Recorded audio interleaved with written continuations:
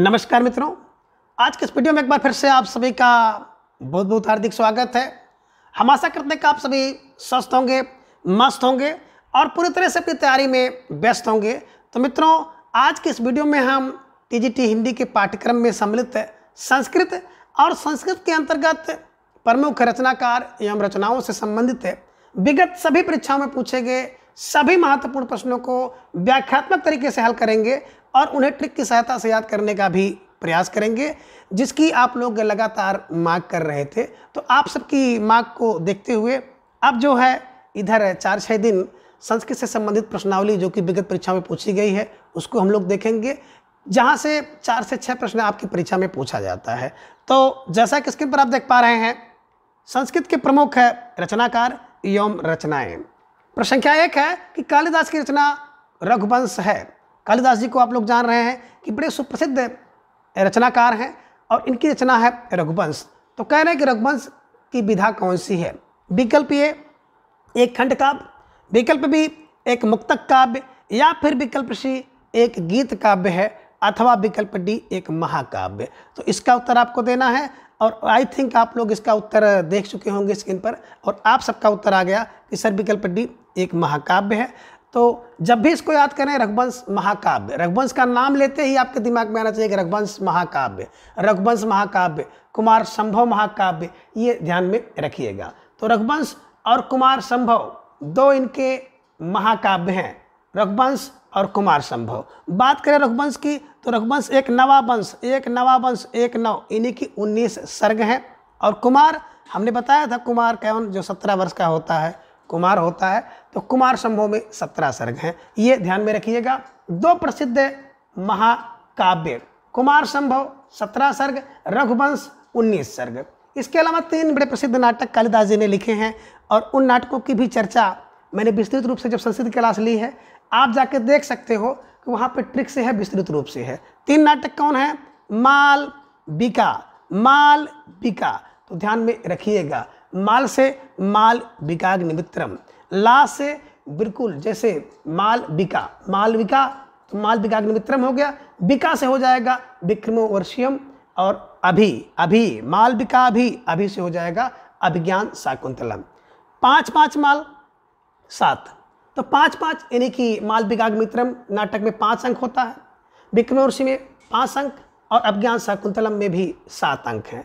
तो 5-5-7 और नाटक में अंक होते हैं, तो ये ध्यान में रखिएगा। मालिका में 5, विक्रमोर्षि में 5 अंक और अभिज्ञान शाकुंतलम में 7 अंक। तो 3 रचनाएं, 2 महाकाव्य, 5 हो गया। छठी बड़ी प्रसिद्ध रचना है जिसे आप कहते हैं मेघदूत। तो बिल्कुल मेघदूत है ना, ये ध्यान में रखिएगा। तो मेघदूत के 2 भाग हैं, उत्तर पूर्व मेघ और उत्तर मेघ, ये ध्यान में आपको रखना होगा।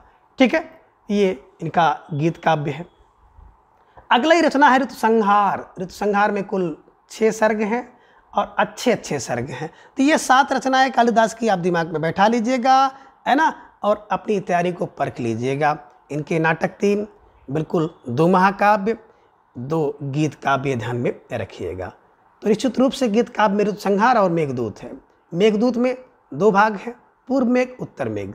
ऋतुसंहार ऋतु अच्छी होती है तो 6 सर्ग हैं, इसका आपको ध्यान रखना है। और तैयारी इस तरह से अगर आप करेंगे तो निश्चित रूप से बिल्कुल कोई भी प्रश्न अगर आपको परीक्षा में दिखा तो आप उस प्रश्न को दौड़ा कर मारेंगे। ठीक है, चलिए। प्रश्न संख्या 2 है कि संस्कृत के किस कवि ने एको रस है करुण योग कहकर करुण रस को रसराज घोषित किया है? प्रश्न संख्या 2, उत्तर आप दीजिए। कौन से कवि ने क्या किया कि एको रस करुण योग कह करके करुण को रसराज घोषित किया है? विकल्प ए कालिदास ने, विकल्प बी भवभूत ने, विकल्प सी माघ, या फिर विकल्प डी भास। सही उत्तर आपको देना है, तो आपके उत्तर की प्रतीक्षा। बिल्कुल आप सभी का उत्तर आ रहा है कि सर विकल्प बी भवभूत है ना। क्यों? क्योंकि हम लोग करुण रस की अनुभूति करते हैं, अनुभूति भवभूति, तो एक रस की अनुभूति हुई, अनुभूति माने भवभूति, ध्यान में रख लीजिएगा और भवभूत को बैठा लीजिएगा। तो एको रस करुण योग अनुभूति को भवभूति कर लीजिएगा, भवभूत ने कहा है। ठीक है, चलिए। प्रश्न संख्या 3 है कि कला परिच्छेद के लेखक हैं। अब कला परिच्छेद एक रचना है, इस रचना के रचनाकार कौन है? विकल्प ए कालिदास, विकल्प बी भवभूति, विकल्प सी दंडी या फिर विकल्प डी भारवी है। सही उत्तर आपको देना है। कला का परिच्छेद, कला का परिच्छेद रचना के लेखक, तो बिल्कुल कला परिच्छेद के लेखक कौन होंगे आप दिमाग में बैठाइएगा सर, विकल्प सी दंडी होंगे। तो ध्यान में रखिएगा, निश्चित रूप से जो कला का परिच्छेद करेगा, कला का परिच्छेद करेगा तो उसको दंड दिया जाएगा, वो दंडी है। दंडी कौन है? जो कला का परिच्छेद करता है वो दंडी है। 10 कुमार क्या है? 10 कुमार को दंड दीजिए, दंडी है 10 कुमार दंडी। काव्य का आदर्श, काव्यादर्श दंडी की। और अमंत सुंदरी दंडी, दंडी की रचना है। द्विसंधान काव्यम दंडी की रचना है। तो ध्यान में आप रख लीजिएगा। और प्रश्न संख्या 3 का तो विकल्प सी आप सही कर लीजिएगा। ठीक है, चलिए आगे प्रश्न संख्या 4 है कि उत्तर रामचरितम का प्रधान रस क्या है। अभी आपने देखा इससे मिलता जुलता प्रश्न था कि उत्तर रामचरितम का प्रधान रस, विकल्प ए करुण, विकल्प बी श्रृंगार, विकल्प सी वीर या फिर विकल्प डी शांत। सही उत्तर दीजिए। उत्तर रामचरितम माने उत्तर माने बाद में रामचरित के, आपने देखा होगा रामायण के बाद में क्या होता है, वो सब उत्तर रामचरितम में दिखाई गई है कि सीता का प्रत्याग, शंभू का वध आदि घटनाएं उत्तर रामचरित में आपको देखने को मिलती है। तो उसका प्रधान रस क्या होगा? किसी का त्याग होगा, घर से दूर होगा। तो आप समझ गए सर, बिल्कुल समझ गए। प्रश्न संख्या 4 का विकल्प ये करुण रस होगा, है ना। तो उत्तर रामचरितम करुण रस, ध्यान में रखिएगा। और आपने अभी देखा था कि एको रस करुण रहियो, कौन कह सकते हैं? तो भवभूति, भवभूति की अनुभूति, ये ध्यान में आपको रखना होगा। और भवभूति की रचना भी है उत्तर रामचरितम। उत्तर रामचरित की अनुभूति करो, अनुभूति और चरित्र को साथ रखो, साथ ध्यान में रखिएगा, साथ आप ध्यान में रखिएगा। ठीक है, तो ये सब चीज़ें आपको दिमाग में बैठाते हुए चलनी है कि उत्तर रामचरितम में कितने, है ना। तो बात आप निश्चित रूप से बिल्कुल सही समझ गए होंगे कि उत्तर रामचरितम में 7 अंक हैं। मालती माधव की बात करें तो उसमें 10 अंक हैं। और महावीर चरितम में अगर देखा जाएगा बड़ा 7 अंक इसमें है।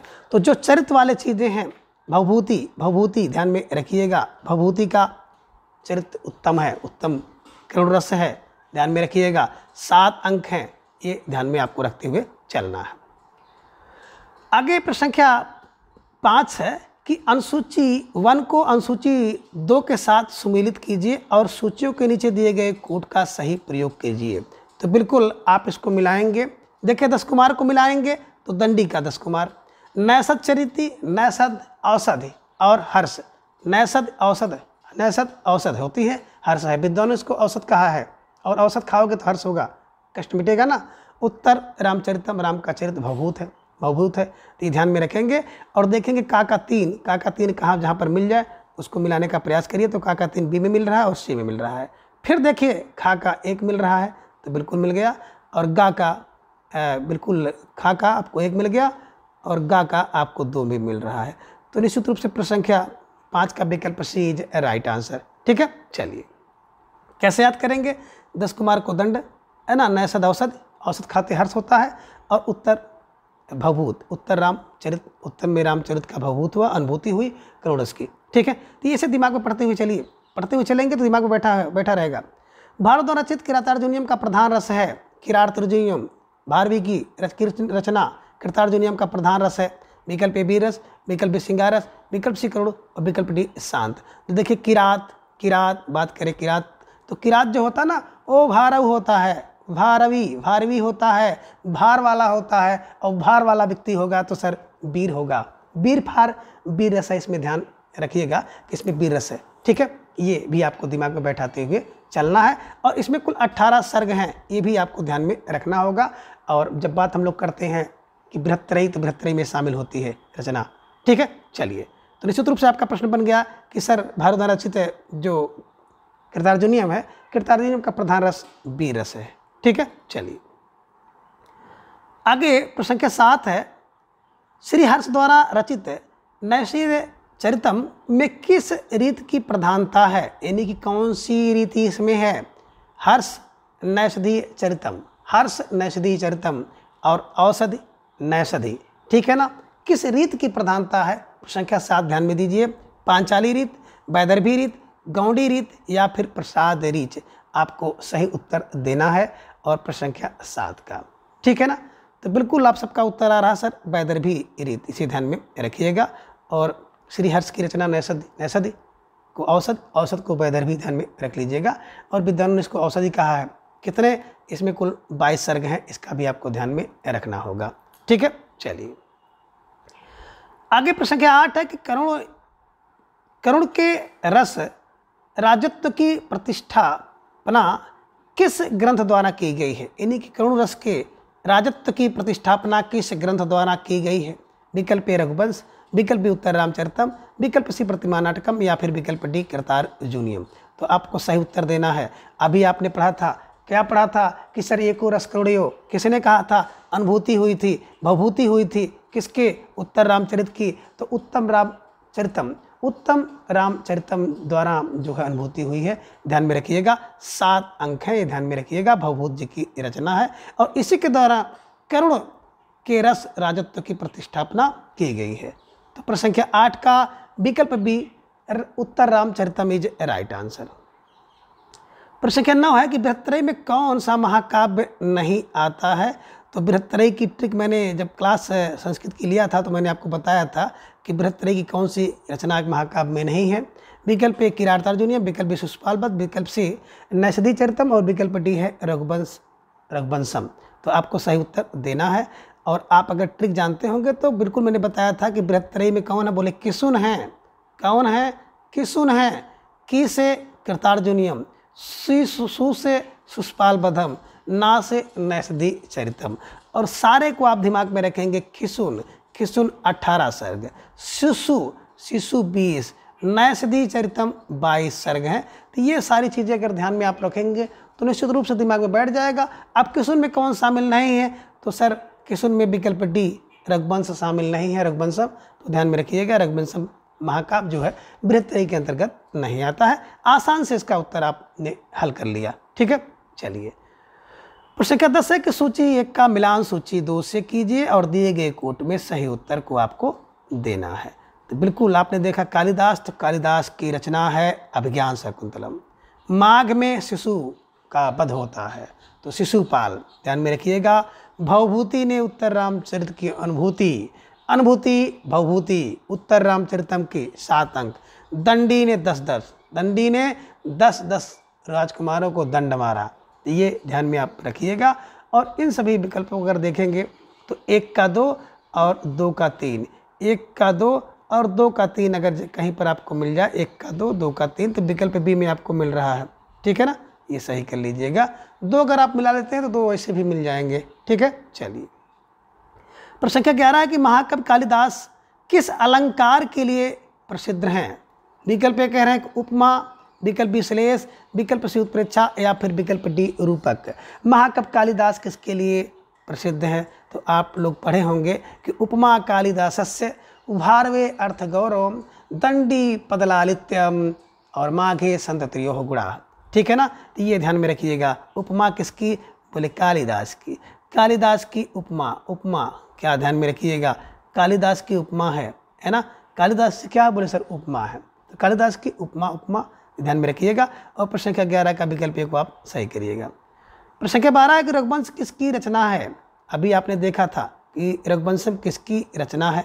विकल्प ए व्यास की, विकल्प बी भरत मुनि की, विकल्प सी कालिदास या फिर विकल्प डी चाणक्य। तो ये प्रश्न तो बिल्कुल आपके लिए हलवा सा हो गया है कि रघुवंश कालिदास की रचना है और रघुवंश एक नया वंश है, 19 सर्ग हैं। ये भी ध्यान में आपको है ना चलते हुए चलना है, रखते हुए पढ़ना है। तो प्रश्न संख्या आई थिंक 12 का उत्तर आप सभी ने दे दिया, विकल्प सी। ठीक है, चलिए प्रश्न संख्या 13 कि शिशुपाल वध के रचनाकार का नाम। शिशुपाल वध अभी आपने देखा किसुन बृहत्त्रयी के अंतर्गत आता है। शिशुपाल की शून 20 सर्ग, ध्यान में रखिएगा। रचनाकार कौन? विकल्प ए भामा, विकल्प भारवी, विकल्प सी कुंतक, विकल्प डी माघ। तो भैया शिशुपाल, शिशु कब होता है? माघ में होता है। या शिशुपाल, शिशु का वध कब होता है? माघ में होता है। तो माघ माघ की रचना है, इसको आपको ध्यान में रखना होगा। तो माघ शिशु शिशु माघ में जन्मता है, ऐसे दिमाग में बैठा लेंगे। तो शिशुपाल वध माघ की रचना है। ठीक है, चलिए प्रश्न संख्या 14 है कि श्रीहर्ष का ग्रंथ है। अब श्रीहर्ष का कौन सा ग्रंथ है? हित हरिवंश, नैषध काव्य, राजतरंगिणी या फिर मेघदूत। सही उत्तर आपको देना है। तो श्रीहर्ष का नैषध औसध आपके दिमाग में बैठ गया है और हर्ष की रचना है कौन? नैषधि चरितम। तो निश्चित रूप से प्रश्न संख्या 14 का विकल्प B is A right answer. ठीक है, कल्हड़ की रात तरंगड़ी है और मेघदूत कालिदास की रचना है। प्रश्न संख्या 15 है कि कालिदास किस अलंकार के लिए प्रसिद्ध है? अभी आपने देखा था कि उपमा कालिदास का, तो निश्चित रूप से ये प्रश्न रिपीट हो गया और आपने इसका उत्तर बिल्कुल सही दिया होगा। ठीक है ना, और ये पूर्व परीक्षा में देखिए 2 बार पूछा जा चुका है, तो आपकी परीक्षा में प्रश्न इसी टाइप से बनते हैं, है ना। कुछ आसान होंगे, एक आध 2 प्रश्न थोड़ा सा लेवल से ऊपर हो जाता है, और जो लेवल से ऊपर होता है वो सबका गलत होता है, उसको छोड़ करके। लेकिन अगर आसान सा प्रश्न किसी ने गलत कर दिया तो निश्चित रूप से उसके लिए लेने के देने पड़ जाते हैं और फिर वो मेरिट से बाहर भी हो सकता है। ठीक है, चलिए प्रश्न संख्या 16 है कि मालती माधव के रचनाकार हैं। मालती माधव के रचनाकार कौन है? विकल्प ए भारवी, विकल्प बी कालिदास, विकल्प सी श्रीहर्ष या फिर विकल्प डी भवभूति। तो देखिए मालती माधव के रचनाकार की बात करें, प्रश्न संख्या 16 का उत्तर आप लोग सोच समझ कर दीजिएगा, तो बिल्कुल विकल्प डी भवभूति। देखिए मालती को माधव की अनुभूति, उत्तर रामचरितमानस की अनुभूति, महावीर चरितम की अनुभूति। तो ध्यान में रखिएगा मालती और माधव, ये ध्यान में रखना है कि मालती और माधव के प्रेम की बात यहाँ पे कही गई है। और इसी के साथ साथ एक और आपका चलता है मकरंद और मद्दालिका की कथानक का वर्णन इसमें किया गया है। कुल इसमें 10 अंक हैं। ठीक है, तो निश्चित रूप से आपने देखा कि मालती माधव के रचनाकार कौन? भवभूति। मालती माधव को अनुभूति माने भवभूति, ध्यान में रखिएगा।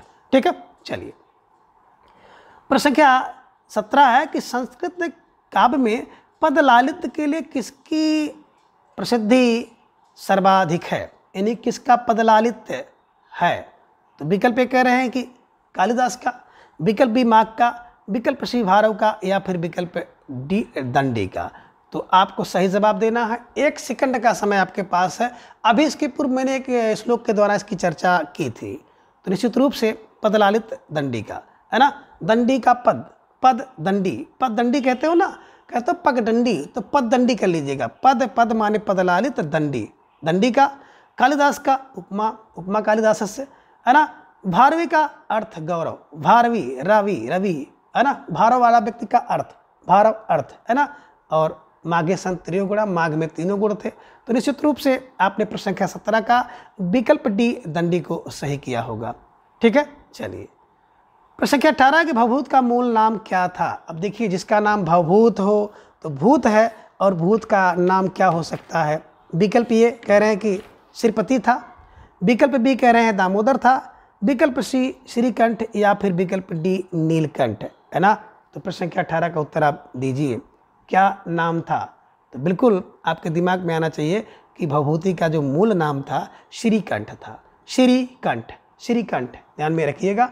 और इनके द्वारा 3 नाटक अभी आपने देखा ही कि मालती माधव, महावीर चरित और उत्तर रामचरितम। तो ये सब चीज़ों को भी आपको ध्यान में रखना होगा। भवभूति श्रीकंठे रहते थे और करुण एक और सीखने वाली बात कही है, उत्तर रामचरित के बारे में कहा गया है। तो ये सब चीज़ें आपको ध्यान में रखते हुए चलना है। प्रश्न संख्या 19 है भवभूत की रचना का नाम। देखिए प्रश्न आ गया, भवभूत की रचना का नाम, भवभूति अनुभूति, है ना। विकल्प ए उत्तर रामचरित, विकल्प बी उत्तर रामायण, विकल्प सी रामचरित या फिर विकल्प डी हर्ष चरित दर्शन। तो निश्चित रूप से अनुभूति होती है राम के चरित की, है ना, और महावीर के चरित की अनुभूति होती है और उत्तर रामचरित की अनुभूति होती है। तो ये ध्यान में रखिएगा। और प्रश्न संख्या 19 का विकल्प ये उत्तर रामचरितम इज राइट आंसर। प्रश्न संख्या 20 है कि सूची 1 का मिलान सूची 2 से कीजिए और दिए गए कूट से सही उत्तर चुनिए। तो एक तरफ आपको देखना है सूची 1 में रचना है और सूची 2 में रचनाकार है, दोनों को मिलाना है। कालिदास की बात करें तो कालिदास की रचना आपको यहाँ पर दिख रही है ऋतु संहारम। भवभूत की अनुभूति होगी उत्तर रामचरित की, दंडी 10 कुमार को मारेंगे, हर्ष होगा नैषधि, है ना, बिल्कुल औषधि हर्ष, और बाण तो कादम्बरी, बाण भट्ट का कादम्बरी। तो आपने क्या देखा, 1 का 1 और ए का ए है और बी का 4 है, ए का ए बी का 4 जहाँ पर मिल जाए, सी का 2 तो सी का 2 भी आपको मिल गया, डी का 5 भी मिल गया। निश्चित रूप से विकल्प ए आपका सही दिख रहा है और प्रश्न संख्या 20 का विकल्प ए इज राइट आंसर। ठीक है, इसकी व्याख्या भी आप देख सकते हैं। आगे प्रश्न संख्या 21 है कि मालविकाग्निमित्रम नाटक के लेखक का नाम बताइए। अब देखिए मालविकाग्निमित्रम अभी मैंने चर्चा किया था, विक्रमोर्वशी, मालविकाग्निमित्रम, अभिज्ञान शाकुंतलम, 3 नाटक किसके हैं? तो बिल्कुल आपका उत्तर आ गया सर, विकल्प ये कालिदास के हैं। भवभूति का अभी आपने देखा, उत्तर रामचरितम, मालती माधव, है ना, तो मालती माधव, उत्तर रामचरितम और महावीर चरित, ये ध्यान में रखिएगा। भास का तो जीवन नहीं खास, स्वप्नवास दत्तम, प्रतिज्ञा एगोंद नारायण, है ना, ये सब ध्यान में रखिएगा। भारवी के कृतार्जुनीयम। ठीक है, चलिए आगे प्रश्न संख्या 22 है कि इनमें से कौन सी रचना कालिदास की नहीं है? तो बिल्कुल आप लोगों ने रट लिया कालिदास की सारी रचनाओं को। अभिज्ञान शाकुंतलम है, या फिर मालविकाग्निमित्रम, विक्रमोर्वशी, या प्रतिमा नाटकम। तो बिल्कुल आपके दिमाग में बैठ गया कि सर प्रतिमा नाटकम तो कालिदास की रचना नहीं है, बल्कि भास की रचना है, ये ध्यान में रखिएगा। और इसमें कुल 7 अंक हैं। ठीक है, प्रतिमा नाटक को 7 में रखो, 7 अंक है। ठीक है, भास की रचना है, बाकी तीनों जो है कालिदास की रचना है। तो प्रश्न संख्या 22 का विकल्प डी इज राइट आंसर। आगे प्रश्न संख्या 23 है कि मालती माधव रचना के लेखक का नाम बताइए। फिर वही प्रश्न घुमा फिरा के आ गया कि मालती माधव के रचनाकार कौन है?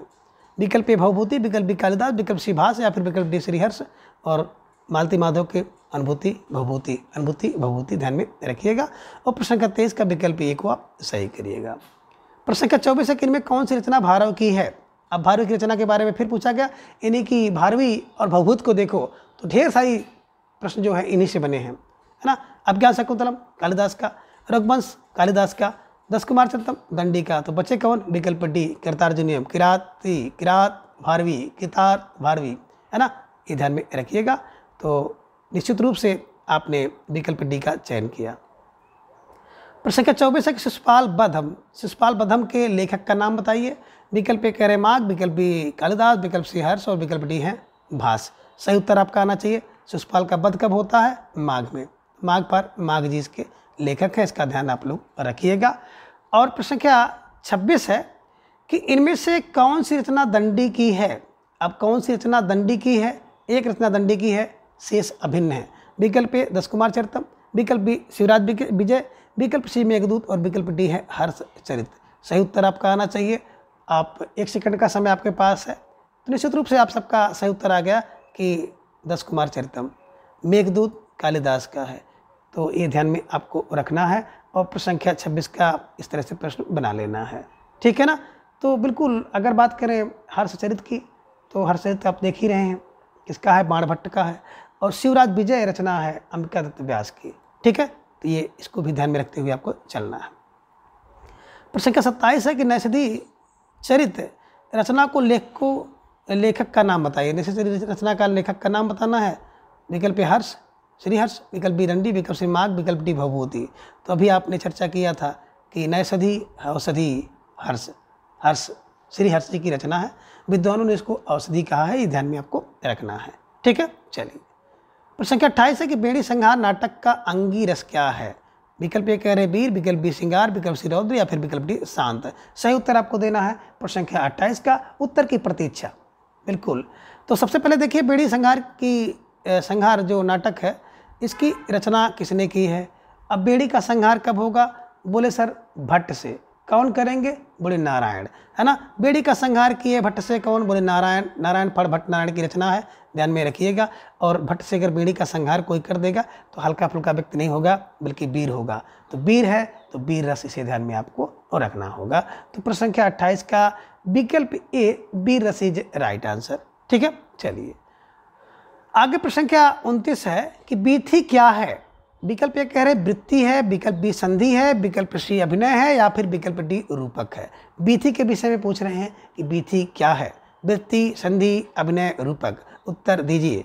बिल्कुल आप सबके समझ में नहीं आ रहा है, लेकिन फिर भी देखिए विकल्प डी रूपक है। बीथी रूपक, है ना, ये ध्यान में बैठाइएगा। अब प्रश्न संख्या 30 है कृतार्जुनीयम के प्रत्येक स्वर का अंतिम पद है। अब कृतार्जुनीयम के प्रत्येक स्वर का अंतिम पद क्या है? विकल्प ए कह रहे लक्ष्मी, विकल्प बी विभू, विकल्प सी शिव, और विकल्प डी श्री। तो बिल्कुल प्रश्न संख्या 30 का उत्तर आपको देना है कि देखिए कृतार्जुनीयम, कृतार क्या करता है? अंतिम सर्ग में बिल्कुल पहले तो श्री श्री करता है, पहला अंक श्री श्री है, ये ध्यान में रखिएगा, है ना। तमाम लोग ऐसे होते हैं जिनसे जो आपसे मिलेंगे पहले श्री श्री करेंगे और बाद में लक्ष्मी लक्ष्मी करने लगते हैं। तो पहले तो परिचय बनाएंगे श्री श्री और बाद में लक्ष्मी लक्ष्मी करेंगे। तो किरात क्या करता है? बोले सर किरात बड़ा वीर है, भारवी है, और भारवी होने के साथ साथ ये पहले लक्ष्मी लक्ष्मी करता है, इन्हीं की पहले श्री श्री करता है, इन्हीं की सर का आरंभ में श्री श्री होता है और अंत में लास्ट में बाद में क्या करता है? लक्ष्मी लक्ष्मी करता है। तो ये ध्यान में रखिएगा, पहले करता है श्री श्री, बाद में करता है लक्ष्मी लक्ष्मी। किरार्थ किसका? भारवी का, ये भी आपको ध्यान में रखना है, ठीक है। चलिए, तो प्रश्न संख्या 31 है, उत्कृष्ट जागृत प्राप वरान्य बोधत, यह किस उक्ति का मंत्र है? उठो जागो और अपने लक्ष्य को प्राप्त करो। यह सूत्र जो आप देख पा रहे हैं, ये सूक्ति जो है किस उपनिषद की है या मंत्र किस उपनिषद का है? विकल्प ये कह रहे हैं कि कठ उपनिषद, जिसे आप कहते हैं कठोपनिषद, विकल्प बी छांदोग उपनिषद, विकल्प सी प्रश्न, या फिर विकल्प डी मुंडक। तो सही जवाब आपको देना है, सोच समझ कर देना है, और आपके पास है 2 सेकंड का समय। प्रश्न संख्या 1 आपके स्क्रीन पर दिख रहा है। तो बिल्कुल आप सबका जवाब आ भी रहा है, क्योंकि इसका उत्तर बिल्कुल दिख रहा है कि सर विकल्प ए कठोप उपनिषद का है। तो कठ उपनिषद, जिसे आप कहते हैं कठोप उपनिषद, ध्यान में रखिएगा। तो ये कठ उपनिषद से लिया गया है, इसे ध्यान में आप रखिएगा, और इसी कठ उपनिषद को कठोप उपनिषद भी कहा जाता है, ठीक है। चलिए, प्रश्न संख्या 2, सहसा विदित ना क्रियाम, इस सूक्ति से उपयुक्त रचना है। सहसा विदित ना क्रियाम, सहसा माने एकाएक, अचानक कोई कार्य नहीं करना चाहिए, और आपको भी पता है कि किसी भी काम को करने से पहले सोच समझ लेना चाहिए। इस सूक्ति या ये सूक्ति से युक्त रचना कौन है, यानी कि किस रचना का ये सूक्त है, सूत्र है कि सहसा विदित ना क्रियाम। सहसा माने एकाएक, विदित माने नहीं करना चाहिए सोच करके, क्रियाम माने काम को। हमें एकाएक बिना सोचे समझे कोई कार्य नहीं करना चाहिए। इस सूक्ति, यह जो सूक्ति है किस रचना से है? विकल्प ये कह रहे हैं कि शिशुपाल बधम से, विकल्प बी कृतार्जुनियम से, विकल्प सी नैषधीय चरितम, या फिर विकल्प डी कुमार संभव। सोच समझ कर उत्तर दीजिए। प्रश्न संख्या 32 आपके स्क्रीन पर दिख रहा है, और बिल्कुल आप सबका उत्तर आया कि सर विकल्प बी को लॉक किया जाए, कृतार्जुनियम। कृतार्जुनियम की बात करें तो रचनाकार भारवी, किरात भारवी होता है, कितने? 18 सर्ग। पहले शुरुआत होती है श्री श्री से और अंत होता है लक्ष्मी से। तो किरात पहले श्री श्री करता है, बाद में लक्ष्मी लक्ष्मी करता है, और एक वीर, आप कह सकते हैं कि इसका जो प्रधान रस है वो वीर रस है। तो ये ध्यान में रखिएगा, वीर रस, 18 सर्ग, भारव की रचना, पहले श्री से और अंत में लक्ष्मी से इसकी समाप्ति होती है। तो ध्यान रखिएगा, और उसी में से है सहसा विदित ना क्रियाम, सहसा विदित ना क्रियाम, किरात किरात किरात से है, ठीक है। चलिए, आपने इसको सही किया होगा। प्रश्न संख्या 33 है कि कामार्थ ही प्रकृत कृपणा वस चेतनाम चेतनेशु, यह पंक्ति किस ग्रंथ से है? इसे ध्यान में रखिएगा। कामार्थ ही प्रकृत कृपणानाम चेतन चेतनेशु, है ना, यह पंक्ति किस ग्रंथ से है? तो ध्यान से देखिएगा। प्रश्न संख्या 33 है, कह रहे किस ग्रंथ से लिया गया है। विकल्प ए नीति शतक से, विकल्प बी श्रृंगार शतकम से, विकल्प सी मेघदूत से, या फिर विकल्प डी रघुवंश से। सोच समझकर आपको उत्तर देना है किस रचना से बिल्कुल यह सूक्ति ली गई है, और आपका उत्तर आ गया कि सर विकल्प सी को लॉक किया जाए, मेघदूत से है। बात करें मेघदूत की, तो मेघदूत के 2 भाग हैं, पूर्व मेघ और उत्तर मेघ। रचना किसकी? तो बिल्कुल कालिदास जी की रचना है, इसे ध्यान में रखिएगा, ठीक है ना। एक गीत काव्य है, बड़ा सुंदर गीत काव्य है, जिसमें मेघ को दूत के माध्यम से यक्ष अपनी यक्षिणी के पास संदेश भेजता है। यक्ष यक्षिणी के वियोग की घटना है, ठीक है। चलिए, तो प्रश्न संख्या 33 का विकल्प सी को लॉक किया जाता है, और आप सब इसको ठीक कर लीजिएगा, ठीक है। चलिए, प्रश्न संख्या 34 है कि उत्तर रामचरितम के रचनाकार हैं। बात करें उत्तर रामचरितम की कि इस रचना के रचनाकार कौन है, तो आपको सोच समझकर उत्तर देना होगा। और बिल्कुल आप सबका उत्तर धीरे धीरे आना शुरू हो गया कि सर विकल्प ए वाल्मीकि, विकल्प बी भारत, विकल्प सी श्रीहर्ष या फिर विकल्प डी भवभूति। उत्तर रामचरित की बात की जा रही है कि उत्तम रामचरितम किसकी रचना है, और आप सबका उत्तर आ गया सर विकल्प डी भवभूत को लॉक किया जाए। तो उत्तर रामचरितम चरित की अनुभूति होती, मैंने बताया था, अनुभूति बराबर भवभूति, ध्यान में रखिएगा। भारव का कृतार्जुनियम है, श्रीहर्ष का नैषधि चरितम है ना। नैषधि चरितम को औसत कहा जाता है, तो यह ध्यान में रखिएगा। वाल्मीकि जी का रामायण आप लोग विश्व विदित रचना है, आप लोग जानते हैं, ठीक है। तो फिलहाल आपने सही कर लिया कि सर प्रश्न संख्या 34 के विकल्प डी को लॉक किया जाए, भवभूति, चरित की अनुभूति भवभूति, ध्यान में रखिएगा। एको करोड़ रस की बात यहाँ पे करते हैं, 7 अंक है, चरित को 7 में रखिएगा। राम लक्ष्मण सीता लोग उसकी घटना इसमें की गई है, ठीक है, तो इसे ध्यान में रखिएगा। चले प्रश्न संख्या 35 है कि किस रचना में कुट्टनियों का वर्णन किया गया है। ध्यान से देखिएगा, कुट्टनियों का वर्णन किस रचना में किया गया। विकल्प कह रहे हैं कि कादंबरी में, विकल्प बी मृच्छकटिकम में, विकल्प सी 10 कुमार चरितम या फिर विकल्प डी रत्नावली में। सोच समझ कर उत्तर दीजिए। 1 सेकंड का समय आपके पास है कि किस रचना में कुट्टनियों का वर्णन किया गया है, और धीरे धीरे आपका उत्तर भी टहलते हुए आ गया कि सर विकल्प डी को लॉक किया जाए। रत्नावली, रत्नावली में क्या है, कुट्टनियों का वर्णन किया गया है, इसे ध्यान में रखिएगा। तो रत्नावली रचना किसकी है, सर हर्षवर्धन की रचना है, जिसमें कुट्टनियों का वर्णन किया गया है, इसे ध्यान में रखिएगा। और कुट्टनी का अर्थ होता है वेश्या, ठीक है ना, जिसमें क्या है, उज्जैन की एक वेश्या जिसका नाम है बसंत सेना, और उसकी एक गृहदासी है जिसका नाम है मदनिका, है ना, उसी का वर्णन किया गया है। श्रृंगारस प्रधान है, 10 अंक हैं, इसे ध्यान में आप रखिएगा। और प्रश्न को बिल्कुल बड़े साहसिकता के साथ दिमाग में बैठा लीजिएगा। तो बिल्कुल आपका प्रश्न बन गया कि सर रत्नावली है। मृच्छकटिकम सूत्रक की रचना है, कादंबरी बाणभट्ट की, और 10 कुमार चरितम की बात करते हैं तो दंडी की, दंडी 10 कुमार चरितम, दंडी 10 कुमार चरितम, ठीक है। प्रश्न संख्या 36 है कि किस महाकाव्य को विद्वानों के लिए औषधि माना जाता है, यानी कि किस महाकाव्य को विद्वानों ने औषधि कहा है। तो बिल्कुल मैंने इसकी चर्चा कई बार की है, तो बिल्कुल आप लोग इसको दिमाग में बैठाने का प्रयास करिएगा। विकल्प क्या है, कृतार्जुनियम, विकल्प बी शिशुपाल पदम, विकल्प सी रघुवंशम या फिर विकल्प डी नैषधि चरितम। तो बिल्कुल मैंने बताया था कि नैषधि औषधि, और नैषधि औषधि यानी कि नैषधि चरितम को औषधि माना, विद्वानों ने माना, और नैषध औषध होती है। और जब किसी को औषध मिल जाए तो क्या हो जाता है, वो ठीक हो जाता है, स्वस्थ हो जाता है, तो उसको हर्ष होता है। तो ध्यान में रखिएगा, हर्ष की, श्री हर्ष की रचना है नैषधि चरितम। और ये जब बात करेंगे आप बृहत्त्रयी में, किशुन किशुन किशुन किशुन में 3 रचनाएं हैं, किरादुर्जुनियम, शिशुपालपद और ना। अंतिम रचना है किशुन बृहत्त्रयी में, ना फार नैषधि चरितम, और 22 सर्ग इसमें है। 2-2 बूंद करके आप औसत पीते हैं ना, 2-2 सुबह शाम 2-2 बूंद, सुबह शाम 2-2 बूंद, 2-2 से 2-2 कर दीजिएगा, 22 सर्ग इसमें है, ठीक है। तो ये सब चीज़ें को बिल्कुल ध्यान में आपको रखते हुए चलना है, बैठाते हुए चलना है। प्रश्न किस प्रकार से आपकी परीक्षा में देखने को मिल जाए, इसका अंदाज़ा आप इधर देख रहे हैं कि आप लोग जिस तरह से पेपर देते हैं, आप पढ़कर कुछ जा रहे हैं, पेपर में कुछ छप रहा है। तो निश्चित रूप से आपकी तैयारी इस दृष्टिकोण से होनी चाहिए कि सरल से कठिन की तरफ, कठिन से सरल की तरफ बोध करते हुए चलना है। और आपको अगर सिलेक्शन लेना है तो जुड़िए मेरे साथ, एकदम बिल्कुल प्रतिदिन जुड़िए, अभ्यास करिए, तैयारी को मजबूत करिए, ठीक है। चलिए आगे प्रश्न संख्या 37 है कि कला परिच्छेद के रचनाकार हैं, यानी कि कला परिच्छेद रचना किसकी है।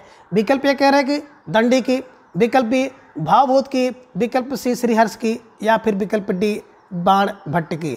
सोच समझ के उत्तर आपको देना है। सबसे पहले तो आप लोग जिनका याद है उनको आपस में कर सकते हैं। तो भावभूत की आपको है उत्तर रामचरितम, मालती माधम, महावीर चरितम, 3 रचना है। बाणभट्ट की कादंबरी आपको पता है, श्रीहर्ष का नैषधि चरितम। तो बचा कौन, सर दंडी बचा, दंडी को कर सकते हो। दूसरा अगर आपको दिमाग में याद है तो चलिए दंडी का हम लोग चक्कर लगाते हैं, दंडी की रचनाओं की बिल्कुल परिक्रमा करते हैं। मैंने आपको बताया था जब दंडी की क्लास हम लोग ले रहे थे तो संस्कृत साहित्य में मैंने बताया है कि दंडी के पिता बिल्कुल गौर हैं, वीर हैं। दंडी के पिता वीर, माता गौर है। तो ये ध्यान में रखिएगा, यही दंडी हैं। 10 दंडी, 10 दंडी, 2 छंद छेद, 10 से 10 कुमार चरितम, 10 से काव्यादर्श, दंडी से दंडी की रचना है। तो 10 दंडी, 2 छंद छेद, एक इनकी रचना है द्विक उपदेश, है ना, ध्यान में रखिएगा। एक कला परिच्छेद इनकी रचना है। तो ये सब जब आप देखेंगे मोटा माटी तो सारे प्रश्नों का उत्तर आपको बन जाएगा। और इसी क्लुब में सब कुछ छिपा हुआ है कि 10-10 दंडी 2 छंद छेद, है ना, 10-10 दंडी 2 छंद छेद। एक 10-10 दंडी 2 छंद 10-10 दंडी दरी पर एक अवंत सुंदरी इनकी रचना है, 2 संधान इनकी एक रचना है। तो ये सब चीज़ें आपको ध्यान में रखते हुए चलना है और बिल्कुल इसको याद करना है। ठीक है, चलिए फिलहाल प्रश्न संख्या 37 का विकल्प ए दंडी इज राइट आंसर। प्रश्न संख्या 38 है कि करुण के रस राजत्व का प्रतिष्ठापक कौन है। अब विकल्प ए की बात करते हैं, कौन सी रचना है जो करुण के रस राजत्व को प्रतिष्ठापक है। आपको बताया गया है, इसके पूर्व वाले प्रश्नों में आपने देखा होगा। विकल्प ए कह रहे हैं कृतार्जुनियम, विकल्प बी मेघदूत, विकल्प सी उत्तर रामचरितम या फिर विकल्प डी कुमार संभवम। सही उत्तर आपको देना है और आपका उत्तर आ गया कि सर विकल्प सी को लॉक किया जाए। उत्तर रामचरितम, रचना चरित्र की अनुभूति बराबर भवभूति की रचना है। और इसी रचना में क्या होता है, करुण रस का यानी करुण रस को रस राजत्व की प्राप्ति होती है ना। एको करुण रस एको ही, ये ध्यान में रखिएगा, करुण एको रसयो की बात यहाँ पे कही गई है। और किसने कहा है, भवभूति जी ने कहा है, इसे ध्यान में रखिएगा। ठीक है ना, माता जातकर्णी पिता श्री श्रीधर। ठीक है, चलिए प्रश्न संख्या 39 है कि निम्नलिखित में कौन सी एक रचना कालिदास की नहीं है। अब आपको सोच समझ कर उत्तर देना है। कालिदास की एक रचना नहीं है। विकल्प ए मेघदूत, विकल्प बी अभिज्ञान शाकुंतलम, विकल्प सी 10 कुमार चरितम या फिर विकल्प डी रघुवंशम। सोच समझ कर उत्तर दिए और तेजी के साथ आपका उत्तर आया कि सर विकल्प सी को लॉक किया जाए, 10 कुमार चरितम। 10-10 दंडी 2 छंद छेद, है ना, ये दंडी की रचना है 10 कुमार चरितम। मेघदूत बिल्कुल कालिदास की रचना है और इसके 2 भाग हैं, पूर्व मेघ उत्तर मेघ, ये ध्यान में रखिएगा, दूत। ठीक है, अभिज्ञान शाकुंतलम बिल्कुल नाटक है कालिदास का और अभिज्ञान शाकुंतलम में 7 अंक हैं, ध्यान में रखिएगा। रघुवंशम बिल्कुल महाकाव्य है, तो रघुवंशम एक नवा वंश है, 1-9-19 इसमें आपको सर्ग देखने को मिलेगा, कालिदास की रचना है। तो कालिदास की रचना कौन नहीं है, आपका उत्तर आया सर विकल्प 39 सी को लॉक किया जाए। ठीक है, संख्या 39 विकल्प सी को लॉक किया जाए, इसको दिमाग में बैठाते हुए आपको चलना है। प्रश्न संख्या 40 बहुत महत्वपूर्ण प्रश्न, वेरी इंपॉर्टेंट प्रश्न, स्टार लगाइए, परीक्षा में छपने वाला प्रश्न है कि बृहत्त्रयी में कौन सा महाकाव्य नहीं आता है। यानी कि 3 महाकाव्य बृहत्त्रयी के अंतर्गत आते हैं, चौथा नहीं आता है। कौन नहीं आता है उसको आपको बिल्कुल सही करना है। विकल्प ए कर्तार्जुनियम, विकल्प बी सुष्पालपदम, विकल्प सी नैषधि चरितम और विकल्प डी है कुमार संभव। तो बिल्कुल सोच समझकर आपको उत्तर देना है कि कौन इसमें बृहत्त्रयी में नहीं आता है। और मैंने बताया था कि बृहत्त्रयी की ट्रिक बताई थी कि सुन, अब जिनको ये ट्रिक याद है उनका उत्तर बिल्कुल आना शुरू हो गया। कि सुन, कि से कृतार्जुनियम, सुष्पालबधम और ना से नैषधि चरितम। तो किरात, शिशुपालबधम और नैषधि चरितम 3 मिल गया। लेकिन यहाँ पर देख रहे हैं कुमार संभव बृहत्त्रयी के अंतर्गत नहीं आता है, बल्कि ये लघुत्रयी में आता है। अब लघुत्रयी में कौन है, कुमेर हैं, ध्यान में रखिएगा, कुमेर हैं। कु से कुमार संभव, मे से मेघदूत और रा से रघुवंशम। ये तीनों के तीनों रचनाएं कालिदास जी द्वारा रचित हैं और ये लघुत्रयी के अंतर्गत आती हैं। तो कुमेर लघु हैं और किशुन दीर्घ हैं, ये ध्यान में रखिएगा और इसको रखते हुए दिमाग में बैठा लीजिएगा। ठीक है, चलिए अगला प्रश्न हम लोग देखते हैं, प्रश्न संख्या 41। और प्रश्न संख्या 41 आपके स्क्रीन पर आ गया है कि काव्य रचना के दृश्य महाकवि माघ किन 3 गुणों से विभूषित स्वीकार किए जाते हैं। यानी कि महाकवि माघ की बात की जाए, माघ बिल्कुल सुष्पालबधम, ये ध्यान में रखना है। तो अब कह रहे हैं कि माघ किन 3 गुणों से विभूषित हैं। विकल्प ए कह रहे हैं कि सप्तरजतप, विकल्प बी ओज प्रसाद माधुर्य। तो विकल्प ए में आपने देखा कि ये में सप्तरजतप, विकल्प बी में ओज प्रसाद गुण, विकल्प सी में उपमा अर्थ गौरव और प्रदलालितम, विकल्प डी में गौड़ी वैदर्भी और पांचाली। तो सोच समझकर आपको उत्तर देना है। प्रश्न संख्या 41 का आपका जवाब आ गया कि सर विकल्प सी को लॉक किया जाए, है ना। देखिए उपमा में काली है, उपमा माँ कौन काली है, काली माँ, उपमा काली माँ। अर्थ गौरव भारवी का अर्थ गौरव, भार वाला।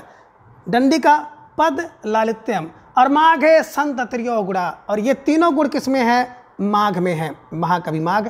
और महाकवि माघ को घंटा कवि भी कहा जाता है, ध्यान में आप लोग इसको रखे रहिएगा, ठीक है ना। चलिए आगे प्रश्न संख्या 42 है कि सूची 1 को सूची 2 से सुमिलित कीजिए और नीचे दिए गए कोट्स के आधार पर सही विकल्प का चयन करना है। विकल्प यहाँ पर देख रहे हैं आ, और आ किससे मिलाएंगे? तो बिल्कुल कालिदास की रचना है, आप इसमें देखेंगे मालविकाग्निमित्रम, भवभूति अनुभूति कौन? मालती माधवम, दंडी का 10 कुमार, और हर्ष बिल्कुल श्री हर्ष नैषधि चरितम, नैषधियम हर्षम, ध्यान में रखिएगा, औषधम। तो आपने देखा आ का 4 हो गया और बा का 1, तो आ का 4 बा का 1, आ का 4 बा का 1 जहाँ पर मिल जाए उसको लाग करिए और विकल्प सी में आप बिल्कुल देख पा रहे हैं, तो विकल्प सी को आप सही कर लीजिएगा, ठीक है। चलिए प्रश्न संख्या 43 है कि निम्न में कौन सी रचना लघुत्रयी में नहीं आती है? देखिए वेरी मोस्ट इंपॉर्टेंट प्रश्न, बृहत्त्रयी और लघुत्रयी से एकदम बिल्कुल आपके 90% संभावना है कि प्रश्न पूछा जा सकता है। तो आपने देखा किशुन बृहत्त्रयी और कुमेर मैंने बताया था लघुत्रयी, तो निम्न में कौन सी जो लघुत्रयी में नहीं रचना आती है? रघुवंशम, कुमार संभव, मेघदूत या फिर ऋतुसंहार। तो आपका उत्तर आ गया सर कुमेर में तो ऋतुसंहार नहीं आता है। तो ऋतुसंहार की बात करते हैं, ये भी महाकवि कालिदास जी की रचना है, इसमें 6 अच्छे सर्ग हैं, ध्यान में रखिएगा, ठीक है ना। रघुवंश में 19, मेघदूत में 2, पूर्व मेघ उत्तर मेघ, और कुमार संभव की बात करते हैं, कुमार 17 वर्ष का है तो 17 सर्ग है ना। रघुवंश में 19 सर्ग और मेघदूत 2 भाग हैं, 2 खंड है, पूर्व मेघ उत्तर मेघ, ठीक है। चलिए प्रश्न संख्या 44 है कि निम्नलिखित में से कौन कवि कालिदास से पूर्ववर्ती है? तो आप देख रहे हैं प्रश्न संख्या 44 में एक कवि ऐसे हैं कि जो कि कालिदास के पूर्ववर्ती हैं, कालिदास से सीनियर हैं, कालिदास से पहले हैं। भारव, विकल्प बी भास, विकल्प सी दंडी या फिर विकल्प डी भवभूति। तो बिल्कुल आप सब इसको जानते होंगे, और नहीं जानते हैं तो बिल्कुल जानना चाहिए। प्रश्न संख्या 44 का उत्तर दीजिए आप, और विकल्प बी भास जो है कालिदास से पूर्ववर्ती हैं, इसे ध्यान में रखिएगा, ठीक है। चलिए भास पूर्व कालिदास, भास के पूर्व कालिदास, ठीक है। चलिए प्रश्न संख्या 45 है कि निम्नलिखित में से कौन कवि अर्थ गौरव के लिए प्रसिद्ध हैं? ये ध्यान में रखिएगा, अर्थ गौरव के लिए कौन प्रसिद्ध है ना। तो विकल्प ए कह रहे भारव, विकल्प बी भास, विकल्प सी कालिदास, विकल्प डी श्रीहर्ष। सोच समझ के उत्तर दीजिए। अर्थ गौरव, अर्थ कौन है? बिल्कुल भारवी अर्थ गौरव, ठीक है ना। और आपने देखा है उपमा कालिदास से, भारवी अर्थ गौरव, और माँ किसका? डांडी पतलालितम माघे संतरियो गुणा। तो ये ध्यान में रखिएगा, और प्रश्न संख्या 45 का विकल्प ए को सही करिएगा। माँ काली, बिल्कुल काली माँ उपमा, ठीक है, ध्यान में रखिएगा। आगे प्रश्न संख्या 46 है कि सूची 1 को सूची 2 से सुमिलित कीजिए और नीचे दिए गए कोड में से सही विकल्प का चयन करना है। तो बिल्कुल सूची 1 में आप देख रहे हैं रचना, और सूची 2 में देख रहे हैं रचनाकार। मिलाइए, कालिदास को मिलाएंगे मेघदूत से, 2 भाग, पूर्व मेघ उत्तर मेघ, भास स्वप्नवास दत्तम, ध्यान में रखिएगा। मम्मट का प्रकाश, एक का प्रकाश 11वीं शताब्दी में इनकी रचना है।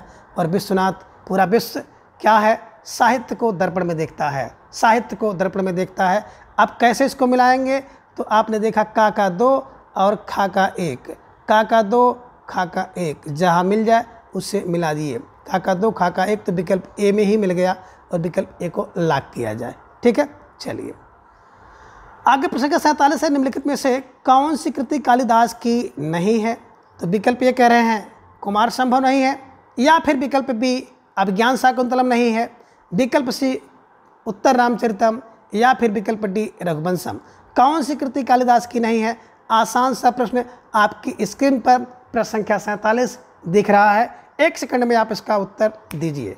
और आप सबका उत्तर आया कि सर विकल्प सी उत्तर Ramacharitam is right answer. Bhavabhuti अनुभूति, किसकी अनुभूति?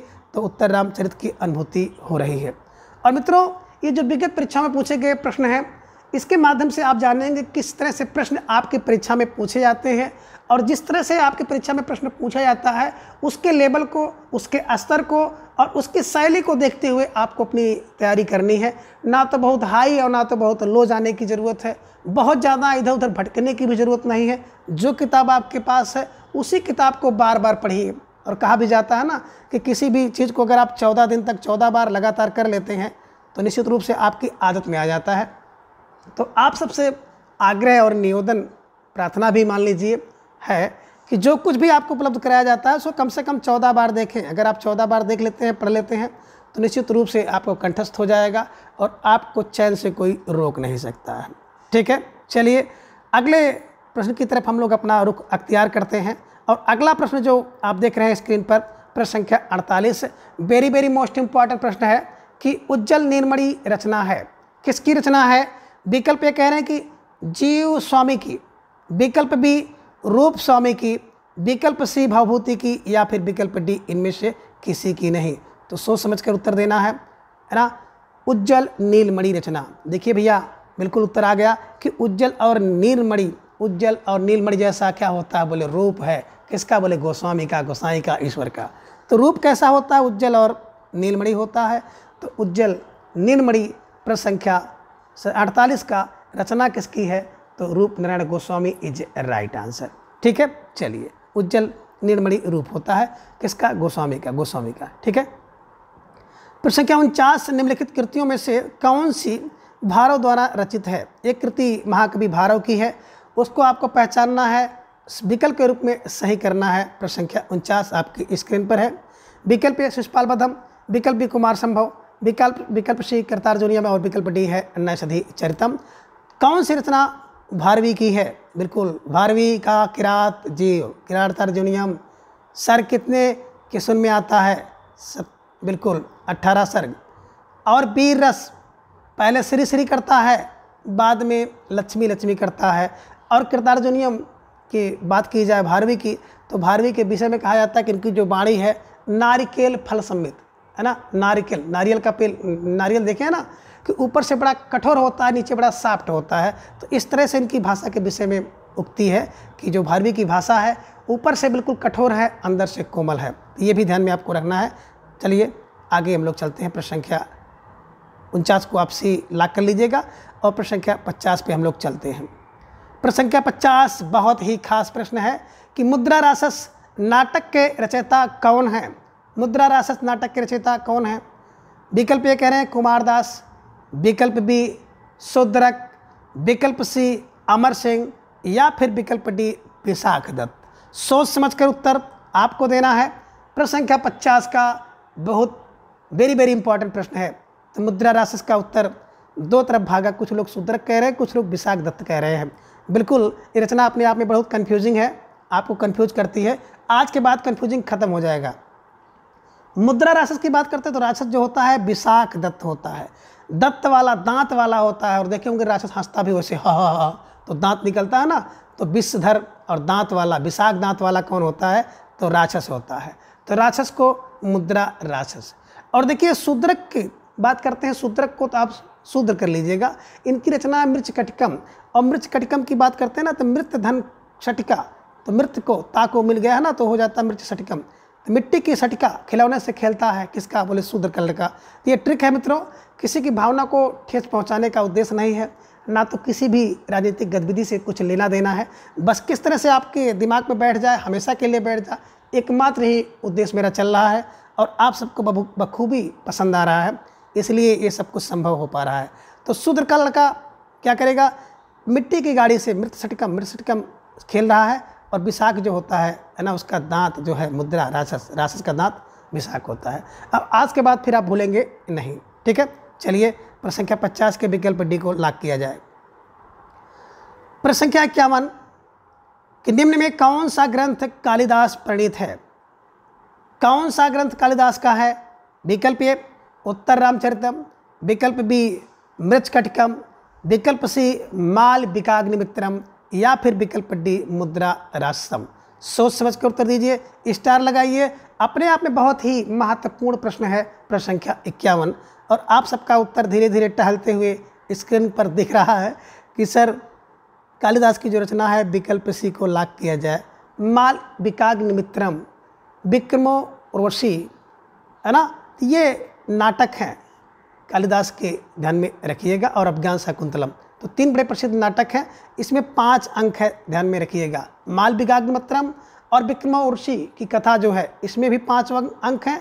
और अंतिम जो इनका नाटक जिसे आप कह सकते हैं अभिज्ञान शाकुंतलम में 7 है। तो 5, 5, 7 ध्यान में रखिएगा। 3 नाटक कालिदास जी ने लिखा है, ठीक है। तो ये नाटक में अंक होता है, इसका भी ध्यान आप रखिएगा। उत्तम रामचरितम भवभूति की रचना है, चरित्र की अनुभूति भवभूति है ना। तो उत्तर रामचरितम, महावीर चरितम, ये ध्यान में रखिएगा, ठीक है। और प्रतिमा नाटक। आगे आप देख पा रहे हैं मृच्छकटिकम। मृच्छकटिकम अभी मैंने बताया था। मृच्छकटिका किसका, तो बोले शूद्र का, शूद्रक का है ना। और राक्षस का विशाखदत्त होता है। तो ये बिल्कुल सारी रचनाओं को आप बना ले जाएंगे। और इस प्रश्न के माध्यम से आप देखिए, अगर प्रश्न किसी तरह से आ जाए परीक्षा में तो उस प्रश्न को दौड़ा के मारिए, ठीक है। चलिए आगे प्रश्न क्या 52 है कि सूची 1 को सूची 2 से मिलान करना है। दिए गए सूची के आधार पर आपको जो कूट है उस कूट के आधार पर उत्तर चयन करना है। सूची ए में आप देख रहे हैं कि रचनाकार हैं, और सूची जो 2 आपको दिख रही है सूची 2 में रचनाएं हैं। कालिदास की रचना बिल्कुल ऋतुसंहार, बिल्कुल सही आपका मिला। भावभूति अनुभूति करते हैं तो उत्तर रामचरित की, बिल्कुल बी का 4 हो गया। दंडी 10 कुमार, दंडी के 10 कुमार। और पाण भट्ट की कादम्बरी हर्ष तो नैषधि चरितम। तो आपने देखा कि 1 का 1, बी का 4 और सी का 2। तो 1 का 1, बी का 4, सी का 2। 1 का 1, बी का 4, सी का 2। तो विकल्प ए आपका सही बन गया, ठीक है। चलिए आगे प्रश्न संख्या 53 है कि बामाह कुलस्या धमः में बामाह शब्द का अभिप्राय है। बामाह कुलस्य धमः में बामा शब्द का अभिप्राय है। आपको सही जवाब देना है। विगत परीक्षा में प्रश्न पूछा गया है, प्रश्न संख्या 53। और बात हम लोग करें तो यूपी टीजीटी 2009 में ये प्रश्न पूछा गया था। तो ये प्रश्न बहुत महत्वपूर्ण है। और सारे के सारे प्रश्न जो हैं जिसकी चर्चा हम लोग कर रहे हैं ये किसी न किसी परीक्षा में पूछे गए हैं। इसलिए इन सभी प्रश्नों को तो एक बार बिल्कुल आप लोग हल करिएगा और इसके आधार पर प्रश्न तैयार करिएगा। अपनी तैयारी को मजबूत करिएगा कि कितनी कमियां रह गई हैं और कहां पर आपको तैयारी करने की ज़रूरत है। तो बिल्कुल विकल्प ये कह रहे हैं कि मनोनुकूल व्यवहार करने वाली स्त्रियां। विकल्प बी है विपरीत आचरण करने वाली स्त्रियां। विकल्प सी सामान्य युवतियाँ। या फिर विकल्प डी है वक्र स्वभाव वाली युवतियाँ। तो बामाह की बात यहाँ पे की जा रही है कि बामाह कुलस्या धमः में बामाह का अभिप्राय। प्रश्न संख्या 53 का उत्तर आप लोग दीजिए, सोच समझ कर दीजिए।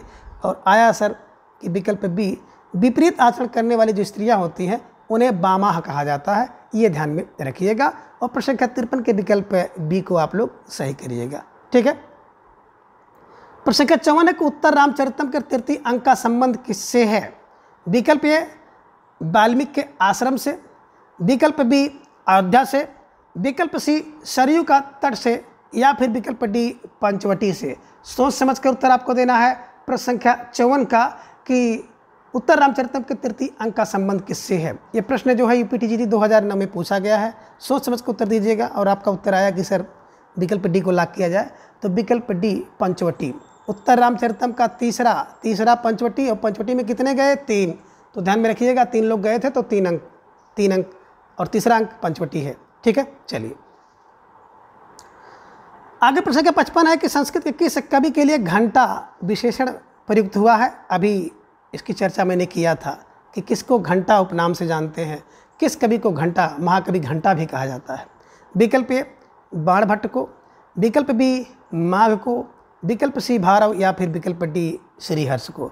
तो आपका उत्तर आ गया कि सर विकल्प बी घंटा किसको महाकवि माघ को घंटा कवि भी कहा जाता था।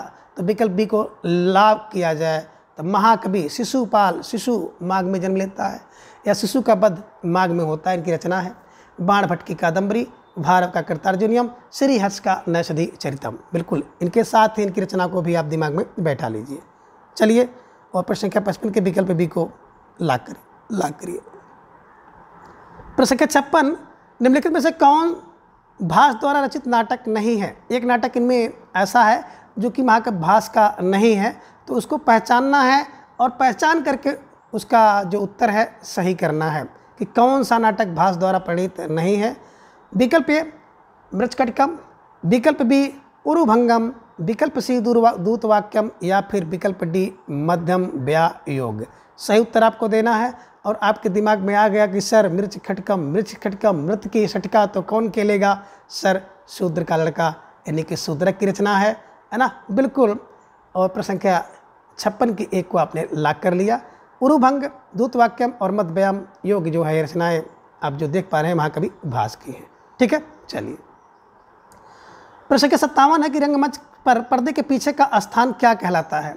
जो रंगमंच होता है उस रंगमंच के पीछे का यानी कि पर्दे के पीछे का जो भाग होता है उसे क्या कहते हैं, सोच समझ कर उत्तर दीजिएगा। निश्चित रूप से जो भाई बहन इसको नहीं पहले से देखे होंगे उनका प्रश्न तो गलत होना है ना। विकल्प कह रहे हैं कि पृष्ठ मंच, विकल्प बी दर्शक दीर्घा, विकल्प सी नेपथ्य या फिर विकल्प डी कलाकार दीर्घा। तो सोच समझकर आपको उत्तर देना है प्रश्न संख्या 57 का। तो बिल्कुल आपका उत्तर आ गया कि सर विकल्प सी नेपथ्य है। निश्चित रूप से आप लोग जो है विगत प्रश्नों को बहुत अच्छी तरह से पढ़े हैं, इसलिए आप सबका उत्तर जो है सही आ रहा है कि सर नेपथ्य को लाक किया जाए। तो प्रश्न संख्या 57 का विकल्प सी नेपथ्य इज राइट आंसर, है ना। पर्दे का पीछे का जो स्थान होता है उसे नेपथ्य कहते हैं, है ना। कभी कभी देखे होंगे पर्दे के पीछे से एक आवाज़ आती है ना, जो कि पीछे से आपको हिंट देते हैं। तो हिंट के माध्यम से जो कलाकार जो पात्र होता है वो उसका अनुकरण करता है। प्रश्न संख्या 58 है कि उपमा, पदलालित, अर्थ गौरव की दृश्य एक साथ तीनों गुणों से युक्त कौन संस्कृत कवि प्रसिद्ध है। उपमा में तो कालिदास है, अर्थ गौरव में भारवी है, दंडी का पदलालित्य है, लेकिन तीनों से कौन युक्त है, जवाब आप दीजिए। और बिल्कुल आपको तो बिल्कुल विकल्प में ही दिख रहा है। विकल्प ए कालिदास उपमा के लिए, विकल्प बी भारवी अर्थ गौरव के लिए, दंडी का पदलालित्य है। बात करें विकल्प डी माघ, तो माघ है संत तीनों गुणा। तो माघ के अंतर्गत तीनों गुण आते हैं।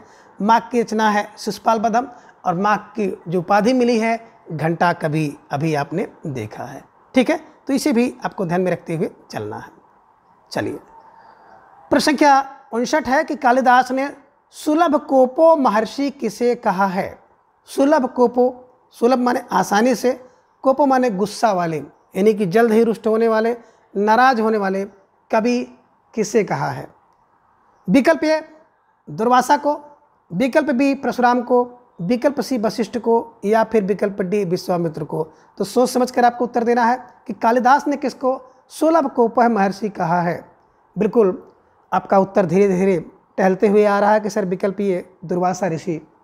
बिल्कुल दुर्वासा ऋषि के बारे में किसने, है ना, कालिदास ने कहा है कि ये सुलभ कोपो ऋषि है। ठीक है, तो बिल्कुल प्रश्न संख्या 59 का विकल्प ए को आप लाक कर लीजिए।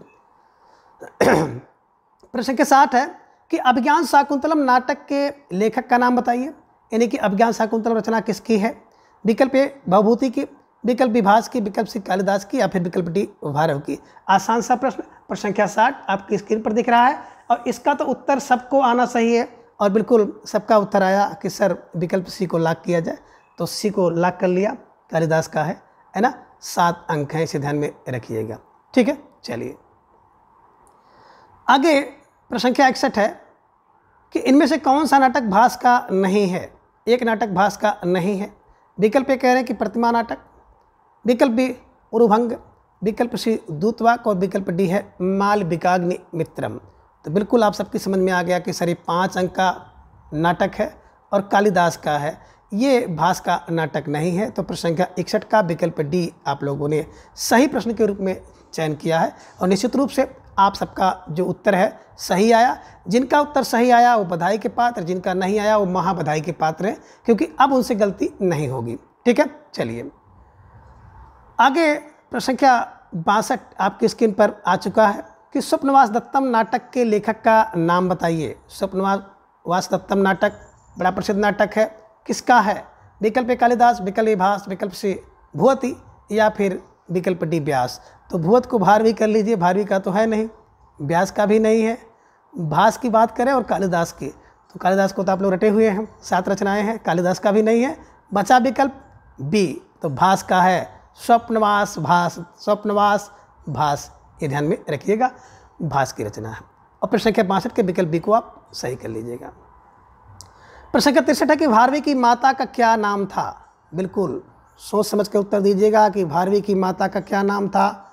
विकल्प ए सुशीला, विकल्प बी गीता, विकल्प सी सुनीता और विकल्प डी है बिल्कुल आपने देखा कि मीता है।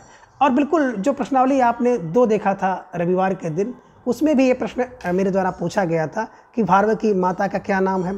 तो बिल्कुल आप सब में से कुछ लोगों का उत्तर आ रहा है सुनीता और कुछ लोगों का उत्तर आ रहा है सुशीला। तो बिल्कुल भारवी की जो माता थे उनका नाम था सुशीला और पिताजी का ही नाम आप लोग दिमाग में रख लीजिएगा कि इनके पिता जो थे वो श्रीधर थे। ठीक है ना। तो निश्चित रूप से आप सबका उत्तर सही आ रहा है, आप सबकी तैयारी भी ठीक ठाक कंडीशन में चल रही है। ऐसे ही आप सबको लगे रहना है, जुटे रहना है, निरंतर अपनी तैयारी को परखना है, बेहतर से बेहतर करना है। ठीक है ना। निरंतरता बहुत ज़रूरी है सिलेक्शन के लिए। बूंद बूंद से घड़ा भरता है और बूंद बूंद से घड़ा जो है क्या हो जाता है, खाली भी होता है। तो आपको भरना है, खाली नहीं करना है। चलिए प्रश्न संख्या 64 है कि श्री हर्ष के पिता का नाम बताइए। विकल्प ए कह रहे हैं सुधीर, विकल्प बी सुशील, विकल्प सी हरि या विकल्प डी है कृष्ण। तो ध्यान में रखिएगा यहाँ पर विकल्प जो सी हरि देख रहे हैं इसको हीर कर लीजिए, है ना। तो बिल्कुल जब हीर कर लेंगे तब तो विकल्प आपको आउट हो गया। और आपने कहा कि सर प्रश्न संख्या 64 के जो विकल्प है सी है हीर, तो हीर को लॉक कर दिया जाए। बिल्कुल आप लोग बहुत चतुर हैं, बड़े समझदार हैं। तो विकल्प सी हीर को लॉक कर लिया गया और हीर श्री हर्ष के पिता हैं, ध्यान में रखिएगा। ठीक है ना। माता कौन है, बिल्कुल मामल्य देवी है, मामल देवी। तो पिता हीर, माता मामल्य देवी, किसके, तो ध्यान में रखिएगा श्री हर्ष के। ठीक है ना। और श्री हर्ष की रचना आपने देखा नैषधि चरितम, और नैषधि चरितम को औषधम भी कहा जाता है, विद्वानों ने इसको औषध कहा है। ठीक है। चलिए आगे अब हम लोग चल रहे हैं प्रश्न संख्या 65 की तरफ। और संख्या 65 है कि किस कप की वाणी नारिकेल फल के समान है। मैंने आपको पहले भी चर्चा किया था कि किस कप की वाणी नारिकेल फल के समान है। विकल्प ए घट करपर, विकल्प बी भरतरी, विकल्प सी कालिदास या फिर विकल्प डी भारवी। तो बिल्कुल महाकवि भारव की जो वाणी है उनके विषय में कहा जाता है कि नारिकेल के समान है। रचना आपने देखा कृतार्जुनीयम है। कृतार्जुनीयम में बिल्कुल बात करें तो 18 सर्ग हैं, वीर रस हैं। शुरुआत में श्री श्री और अंत में लक्ष्मी लक्ष्मी। इन्हीं की जब शुरुआत होती है तो श्री शब्द से और अंत जब होता है तो बिल्कुल लक्ष्मी से। तो श्री श्री लक्ष्मी लक्ष्मी ध्यान में रखिएगा और इस प्रश्न का विकल्प आप सही कर लीजिएगा। ठीक है। चलिए प्रश्न संख्या 66 है कि भगवान राम के जीवन से संबंधित नाटक है कौन सा। उत्तर आपको देना है। विकल्प ए कह रहे हैं कि मालती माधव, विकल्प बी महावीर चरितम, विकल्प सी स्वप्नवास दत्तम या फिर विकल्प डी उपयुक्त में से कोई नहीं। तो भगवान राम के जीवन से संबंधित जो नाटक होगा वो हल्का फुल्का नहीं होगा, बल्कि महावीर चरितम। महा होगा, महान होगा, वीर होगा। तो महावीर चरितम इज राइट आंसर। ठीक है। चलिए आगे प्रश्न संख्या 67 आ गया आपकी स्क्रीन पर कि रघुवंश महाकाव्य में सर्ग हैं। बिल्कुल विकल्प ए 18 सर्ग है, विकल्प बी 19, विकल्प सी 20 और विकल्प डी 21। सोच समझ कर दीजिएगा कि रघुवंश में कितने बिल्कुल आपका जवाब आया कि सर रघुवंश एक नवा वंश है। मैंने बताया था नवा माने 1 9 19 है ना। और कुमार में कुमार संभव, कुमार 17 वर्ष का है, ध्यान में रखिएगा। 18 वर्ष के बाद वो बालिग हो जाएगा। ठीक है ना। तो 17 में कुमार, ध्यान में रखिएगा। ठीक है। चलिए 20 का तो शिशुपाल बधम है 20 और 22 नैषधि चरितम। ठीक है। चलिए 18 कृतार्जुनीयम का। ठीक है। चलिए आगे प्रश्न संख्या 68 है कि साहित्य है एक तो शिवेतर रचते, विकल्प बी सामान्य के लिए, विकल्प सी सबका हित चाहता है और विकल्प डी है कि विकल्प 4 है कि का कार्य भी में निर्माण करना होता है। यानी कि साहित्य क्यों किया जाता है। तो देखिए मित्रों, बात करें साहित्य को शिवोत्तर रचते, शिव से इतर रक्षा करने के लिए तो बिल्कुल सही है, पाप से बचाने के लिए। सामान्य के लिए होता है और सी सबका हित चाहने के लिए। तो विकल्प बी को आप लोग लॉक कर लीजिए, है ना। और ये प्रश्न देखेंगे तो दिल्ली की भी जो पीजीटी 2015 में पूछा गया था, तो थोड़ा सा आप लोग दिमाग में रख लीजिएगा कि जब दिल्ली में पूछा जा सकता है तो यूपी में तो बिल्कुल पूछे जाने की संभावना है, क्योंकि उत्तर प्रदेश राजस्थान की हिंदी बहुत मजबूत मानी जाती है। ठीक है ना। चलिए, तो प्रश्न संख्या 69 की बात अगर हम लोग करते हैं कि जिस शास्त्र में शब्दों के शुद्ध रूप और प्रयोग के नियमों का निरूपण होता है उसे क्या कहते हैं। जिस शास्त्र में शब्दों के शुद्ध रूप और प्रयोग के नियमों का निरूपण होता है उसे क्या कहते हैं। विकल्प ए पिंगल शास्त्र, विकल्प बी भाषा शास्त्र, विकल्प सी व्याकरण या विकल्प डी है उपयुक्त में से कोई नहीं। तो जिससे शुद्ध और अशुद्धि का पता होता है, नियम का पता होता है, ऐसे शास्त्र को क्या कहते हैं। उत्तर आप लोग बिल्कुल अब समझ गए होंगे क्योंकि मैंने हिंट दे दिया कि सर व्याकरण को लॉक किया जाए। तो प्रश्न संख्या 69 का विकल्प सी व्याकरण इज राइट आंसर है ना। व्याकरण के बारे में कहा जाता है कि व्याकरण वह शास्त्र या विद्या है जिसके द्वारा किसी भाषा का शुद्धि और अशुद्धि का पता चलता है, शुद्धि और अशुद्धि का ज्ञान होता है। तो व्याकरण को लॉक किया जाए और प्रश्न संख्या 69 के विकल्प सी को आप सही किए हैं। GIC PGT 2012 में प्रश्न पूछा गया है। ठीक है, चलिए प्रश्न संख्या 70 है कि राजशेखर के नाटक का नाम है। विकल्प ये कह रहे हैं कि रामायण, बाल रामायण, विकल्प बी चंड कौशिक, विकल्प सी शेष धानंद और विकल्प डी है आश्चर्य चूड़ामणि। तो बिल्कुल आप सबका उत्तर आ गया कि सर राजशेखर का जो रचना है विकल्प ये बाल रामायण और काव्य मीमांसा। ठीक है, बिल्कुल आपका उत्तर आ गया कि 70 का ए इज राइट आंसर। इसे ध्यान में रखिएगा और अगर ये प्रश्न परीक्षा में आपको दिखाई दे जाए तो निश्चित रूप से आप इसको सही करने का प्रयास करिएगा। ठीक है, चलिए प्रश्न संख्या 71 है कि संस्कृत में निम्नलिखित ग्रंथों में से कौन सा ग्रंथ नाटक नहीं है। एक जो ग्रंथ है वो नाटक नहीं है। विकल्प ये कह रहे हैं उभयामीसारिका, विकल्प बी रघुवंशम, विकल्प सी मालती माधव या फिर विकल्प डी है बेड़ी संहार। प्रश्न संख्या 71 सोच समझ कर उत्तर दीजिएगा कौन सा एक है बिल्कुल नाटक नहीं है। और मैंने बताया था विकल्प बी रघुवंश के विषय में कि रघुवंश नाटक नहीं है बल्कि एक महाकाव्य है और रघुवंश एक नवा वंश है, 19 इसमें सर्ग हैं, तो ध्यान में रखिएगा। बात करें उभयामीसारिका तो ये बिल्कुल एक नाटक है, ये ध्यान में रखिएगा। दूसरा मालती माधव भी नाटक है, बेड़ी संहार भट्टनायक की रचना है, भट्ट से बेड़ी का संहार होता है, भट्टनायक, ये ध्यान में रखिएगा। ठीक है, चलिए आगे प्रश्न संख्या 72 है कि मुद्रा रासस किसकी नाट्य कृति है। बात करें मुद्रा रासस की तो बिल्कुल अभी आपको बताया गया था, इसके पूर्व में चर्चा हुई है और ये प्रश्न देखिए परीक्षा में पूछा गया है GIC PGT 2013 में। तो बड़ा महत्वपूर्ण प्रश्न है, इसकी चर्चा मैंने पहले ही किया था। तो बिल्कुल कालिदास की रचना है, वारव की है, भवभूत की है या फिर डी विशाख दत्त की है। तो आपके समझ में आ गया कि सर जो रासस की मुद्रा जो रासस होता है उसका विशाख दत्त होता है, विशाख दत्त वाला होता है। ठीक है, तो 72 का विकल्प डी इज राइट आंसर। प्रश्न संख्या 73 कौन सी रचना कालिदास की नहीं है, सोच समझकर आपको उत्तर देना है। प्रश्न संख्या 73 आपके स्क्रीन पर दिख रहा है कि कौन सी रचना कालिदास की नहीं है। विकल्प कह रहे हैं ऋतुसंहार, विकल्प बी कुमार संभव, विकल्प सी बुद्धचरित या फिर विकल्प डी है रघुवंश। तो बिल्कुल आपका उत्तर आ गया कि ऋतुसंहार में 6 अच्छे क्या हैं सर्ग हैं, कुमार संभव कुमार 17 सर्ग, रघुवंश एक नया सर्ग है 19 है, बुद्ध चरितम है ना कालिदास की रचना नहीं बल्कि अश्वघोष की है, अश्वघोष का बुद्ध चरित, अश्वघोष का बुद्ध चरित। और इस प्रकार से प्रश्न संख्या जो 73 है उसके विकल्प सी को आप लोग लॉक करिएगा।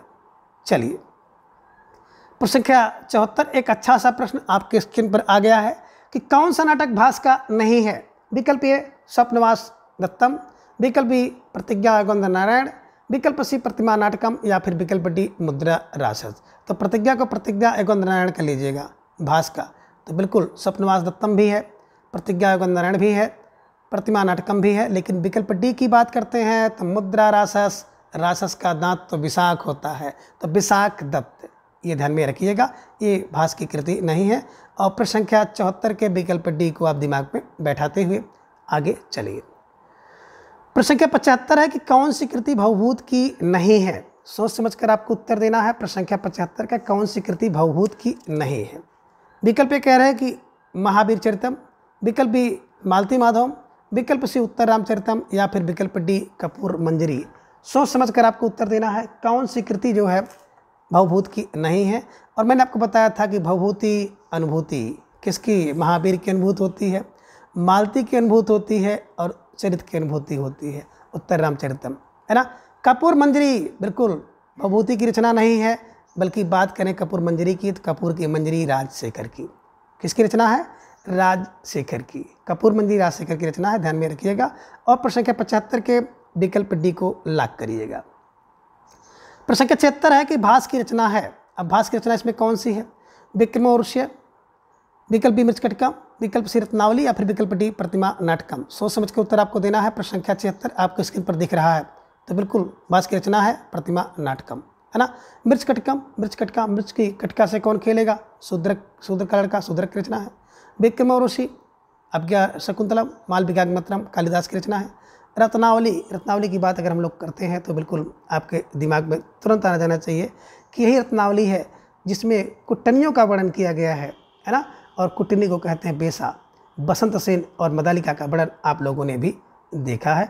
तो निश्चित रूप से जो प्रश्न संख्या 76 है, रत्नावली किसकी रचना है, ये आपके दिमाग में बैठना चाहिए। ठीक है, चलिए आगे प्रश्न संख्या 77 पे हम लोग चल रहे हैं कि प्रश्न संख्या 77 की बात करें तो प्रश्न संख्या 77 एक अच्छा सा प्रश्न है कि निम्नलिखित में से एक रचना कालिदास की नहीं है ना। अच्छा सा प्रश्न है और GIC PGT 2014 में पूछा गया है कि निम्न में एक रचना कालिदास की नहीं है। ऋतु संहार तो अच्छी 6 ऋतुएं, 6 सर्ग। मेघदूत की बात करते हैं, उत्तर मेघ और पूर्व मेघ उत्तर मेघ 2 भाग। अभिज्ञान शकुंतलम में 7 अंक हैं। नैषधि चरितम कालिदास की रचना नहीं है, बल्कि नैषधि चरितम है ना। नैषधिदम औषधम श्रीहर्ष की रचना है। नैषध औषध श्रीहर्ष की रचना है। श्रीहर्ष ध्यान में रखिएगा। ठीक है, चलिए आगे प्रश्न संख्या 78 है कि माघे संत त्रयोगुणा के अनुसार माघ कवि में समिष्ट तीनों गुण क्रमशः किन किन 3 कवियों में हैं। तो बिल्कुल आप कह सकते हैं कि जो 3 गुण हैं तो वो किस किस में हैं, है ना। उपमा कालिदासस, भारवी अर्थगौरव और दंडी पदलालित्यम। तो ये आप विकल्प ए को आप सही कर सकते हैं, इसी विकल्प में है। बाकी सब विकल्प तो बिल्कुल है ना सुमेलित नहीं है। ठीक है, चलिए तो उपमा कालिदास माँ उपमा है ना कालिदास का, भारवी का अर्थगौरव और दंडी का पद लालित्य है। ठीक है, चलिए पद दंड। आगे चलते प्रश्न संख्या 79 में इनमें से महाकवि भास की रचना है। कपूर मंजरी, विकल्प बी स्वप्नवास दत्तम, विकल्प सी मालविकाग्निमित्रम या फिर विकल्प डी मालती माधवम। कौन सी रचना महाकवि भास की है? तो बिल्कुल भास की बात करते हैं तो स्वप्नवास दत्तम भास की रचना है। कपूर मंजरी राजशेखर की है। मालविकाग्निमित्रम की बात करते हैं कालिदास की रचना है। मालती माधवम उत्तम रामचरितम है ना। और महावीर चरितम की बात करते हैं तो बिल्कुल भभूति की अनुभूति भभूत जी की रचना है। तो निश्चित रूप से प्रश्न संख्या 79 का विकल्प बी इज राइट आंसर। ठीक है, चलिए आगे प्रश्न संख्या 80 है कि शिशुपाल बधम किसकी रचना है। शिशुपाल बध, शिशु का वध होता है, मैंने बताया था माघ में होता है, तो माघ की रचना है। भारवी का कीर्तार्जनम और बिल्कुल बाणभट्ट की कादम्बरी और श्रीहर्ष का नैषधि चरितम। तो ये भी ध्यान में आपको रखना है। प्रश्न संख्या 80 का विकल्प ये माघ को आप सही कर लीजिएगा। और यही माघ कवि हैं जिन्हें घंटा कवि कहा जाता है, ये भी आपको ध्यान में रखना होगा। ठीक है, पिता इनके हीर हैं और माता मामल्य देवी हैं। चलिए प्रश्न संख्या 81 है एको रस है करुण योग, एक रस करुण है, निम्नलिखित में से किसका कथन है। विकल्प ए विश्वनाथ का, विकल्प भवभूत का, विकल्प सी भारव का या फिर विकल्प डी जयदेव का। तो सोच समझ कर उत्तर देना है। और मैंने आपको बताया था कि भारव बिल्कुल भवभूति अनुभूति क्या करते हैं, रस की, करुण रस की अनुभूति कौन करता है, भवभूति। तो भवभूत का है। विश्वनाथ का विश्वम वाक्यम शतम काव्य इन्होंने कहा है, ये ध्यान में रखिएगा। ठीक है, चलिए और प्रश्न संख्या 81 के विकल्प बी को आप सही करिएगा। प्रश्न संख्या 82 है कि कालिदास की प्रथम काव्य कृति है। अगर इनमें देखा जाए प्रश्न संख्या 82 को तो कालिदास की प्रथम काव्य कृति कौन हो सकती है। बिल्कुल विकल्प ये कह रहे हैं कि मेघदूत, विकल्प बी ऋतु संहार, विकल्प सी रघुवंश या फिर विकल्प डी नैषध। तो नैषध तो इनकी रचना है नहीं, पहले तो इसको आप डिलीट करिए। बात करें मेघदूत, रघुवंश और ऋतु संहार में तो बिल्कुल पहली रचना इनकी ऋतु संहार है। इसमें 6 सर्ग हैं, अच्छे सर्ग हैं, इसे ध्यान में रखिएगा। और प्रश्न संख्या 82 के विकल्प बी को आप सही करिएगा। प्रश्न संख्या 83 है कि गीत गोविंद के रचयिता हैं। बिल्कुल गीत गोविंद की कब गाते हैं, जब जय होती है तो जय देव, है ना। कालिदास भारव और बाणभट्ट से हट कर है। बाणभट्ट की कादम्बरी, भारवी के कृतार्जुनियम और कालिदास के 7 ग्रंथ आप जानते हैं। तो निश्चित रूप से गीत गोविंद किसकी रचना है? विकल्प डी जयदेव की है। आगे प्रश्न संख्या 84 कि निम्नलिखित में से एक कृति भास द्वारा रचित नहीं है। तो भास द्वारा कौन सी रचना नहीं रची गई है, उसका उत्तर आपको देना है। विकल्प ए कह रहे हैं कि प्रतिमा नाटकम, विकल्प बी स्वप्नवास दत्तम, विकल्प सी प्रतिज्ञा एगोन नारायण और विकल्प डी है महाभाष्य। सोच समझ के उत्तर दीजिएगा। अच्छा सा प्रश्न, प्यारा सा प्रश्न, और ये बिल्कुल आश्रम पद्धति पीजीटी 2012 में ये प्रश्न पूछा गया था और आपका उत्तर आया कि सर विकल्प डी को लॉक किया जाए, महाभाष्य पतंजलि का है। ठीक है ना। तो 84 का सही जवाब आप सबका आया कि सर विकल्प डी को लॉक किया और महाभाष्य पतंजलि की रचना है, ध्यान में रखिएगा। प्रश्न संख्या 85 की भवभूति की रचना है। विकल्प ए कह रहे हैं कि मृच्छकटिकम, विकल्प बी ज्ञान शाकुंतलम, विकल्प सी माल विगाग मित्रम या फिर विकल्प डी उत्तर रामचरितम। तो बिल्कुल सोच समझ के उत्तर दीजिए। और आ गया भवभूति अनुभूति किसकी? रामचरित की अनुभूति भवभूति करते हैं, महावीर चरितम और उत्तर रामचरितम आपने देखा है। ठीक है ना। तो मालती माधवम भी इनकी एक रचना है ना। मृच्छकटिका तो भैया शूद्रक की रचना है। अभिज्ञान शाकुंतलम कालिदास की और माल विगाग मित्रम भी कालिदास का नाटक है। तो ये 2 नाटक आप देख पा रहे हैं कालिदास के हैं, ये शूद्रक की रचना है। तो बचा आपका बिल्कुल उत्तर रामचरितम भवभूति अनुभूति। ठीक है। और प्रश्न संख्या 25 के विकल्प डी को आप लोग सही कर लीजिएगा। ठीक है। चलिए आगे प्रश्न संख्या 86 है कि गीत गोविंद के रचयिता। देखिए प्रश्न रिपीट हो गया और ये प्रश्न बात करें 86 की तो आप देख पा रहे हैं आश्रम 2012 में पूछा गया है। ठीक है ना। रिपीट प्रश्न हो गया है। तो बिल्कुल आपका उत्तर आ गया सर गीत गोविंद के रचनाकार, तो आपने बता ही दिया विकल्प D Jaidev is right answer. और बात करें प्रश्न संख्या 87 जो कि आज का अंतिम प्रश्न होगा। ठीक है ना। इस प्रश्न के साथ रचना और रचनाकार से संबंधित जितने प्रश्न थे जो कि पूर्व परीक्षा में पूछे गए थे सब कंप्लीट हो जा रहे हैं। तो आप लोग बिल्कुल ध्यान से देखिएगा, अंत तक देखिएगा और पूरी तरह से इसको नोट्स बना लीजिएगा, क्योंकि यहाँ से प्रश्न आपके परीक्षा में हूबहू एज इट इज आ सकता है। तो एको रस करुणियो किसका कथन है? और इसकी भी चर्चा हो चुकी है, कई बार आ चुका है और ये प्रश्न आश्रम पद्धति विद्यालय पीजीटी 2012 में पूछा गया था। तो एको रस करुणो, तो एक रस की अनुभूति भवभूति, अनुभूति भवभूति ध्यान में रखिएगा। उत्तर रामचरितम, महावीर चरितम और मालती माधवम इनके 3 बड़े सुंदर सुंदर ग्रंथ हैं। प्रश्न संख्या 1 आप देख पा रहे हैं स्क्रीन पर कि यदि ई यानी कि बड़ी ई, दीर्घ ई और छोटी ई, छोटा ऊ और बड़ा ऊ और री के बाद कोई भिन्न यानी कि आसमान स्वर आए तो इनका परिवर्तन क्रमशः ए या वा रा में होता है, तो उसमें कौन सी संधि होगी? बिल्कुल, अगर ई के बाद, ऊ के बाद और री के बाद कोई आसमान स्वर आ जाता है तो ई के स्थान पर या, ऊ के स्थान पर वा और री के स्थान पर रा हो जाता है। ये किस संधि की पहचान है, किस संधि का नियम है? विकल्प ये कह रहे हैं कि गुण संधि, विकल्प बी यण संधि, विकल्प सी वृद्धि संधि या फिर विकल्प डी अयादि संधि। तो निश्चित रूप से इस प्रश्न का जवाब आपको स्क्रीन पर दिख रहा है कि सर विकल्प बी यण स्वर संधि इज राइट आंसर। यण संधि का नियम ही है कि अगर ई या ई के बाद या ऊ के बाद अथवा री के बाद कोई असमान स्वर आए तो ई या ई के स्थान पर बिल्कुल या ऊ के स्थान पर वा और री के स्थान पर रा हो जाता है। तो निश्चित रूप से आप सबने इसका जो उत्तर है विकल्प बी को सही कर लिया होगा। प्रश्न संख्या 2 है कि मनोविज्ञान में कौन सी संधि है? सोच समझकर आपको उत्तर देना है प्रश्न संख्या 2 का कि मनोविज्ञान में कौन सी संधि है। विकल्प ए व्यंजन संधि, विकल्प बी विसर्ग संधि, विकल्प सी यण या फिर विकल्प डी दीर्घ संधि।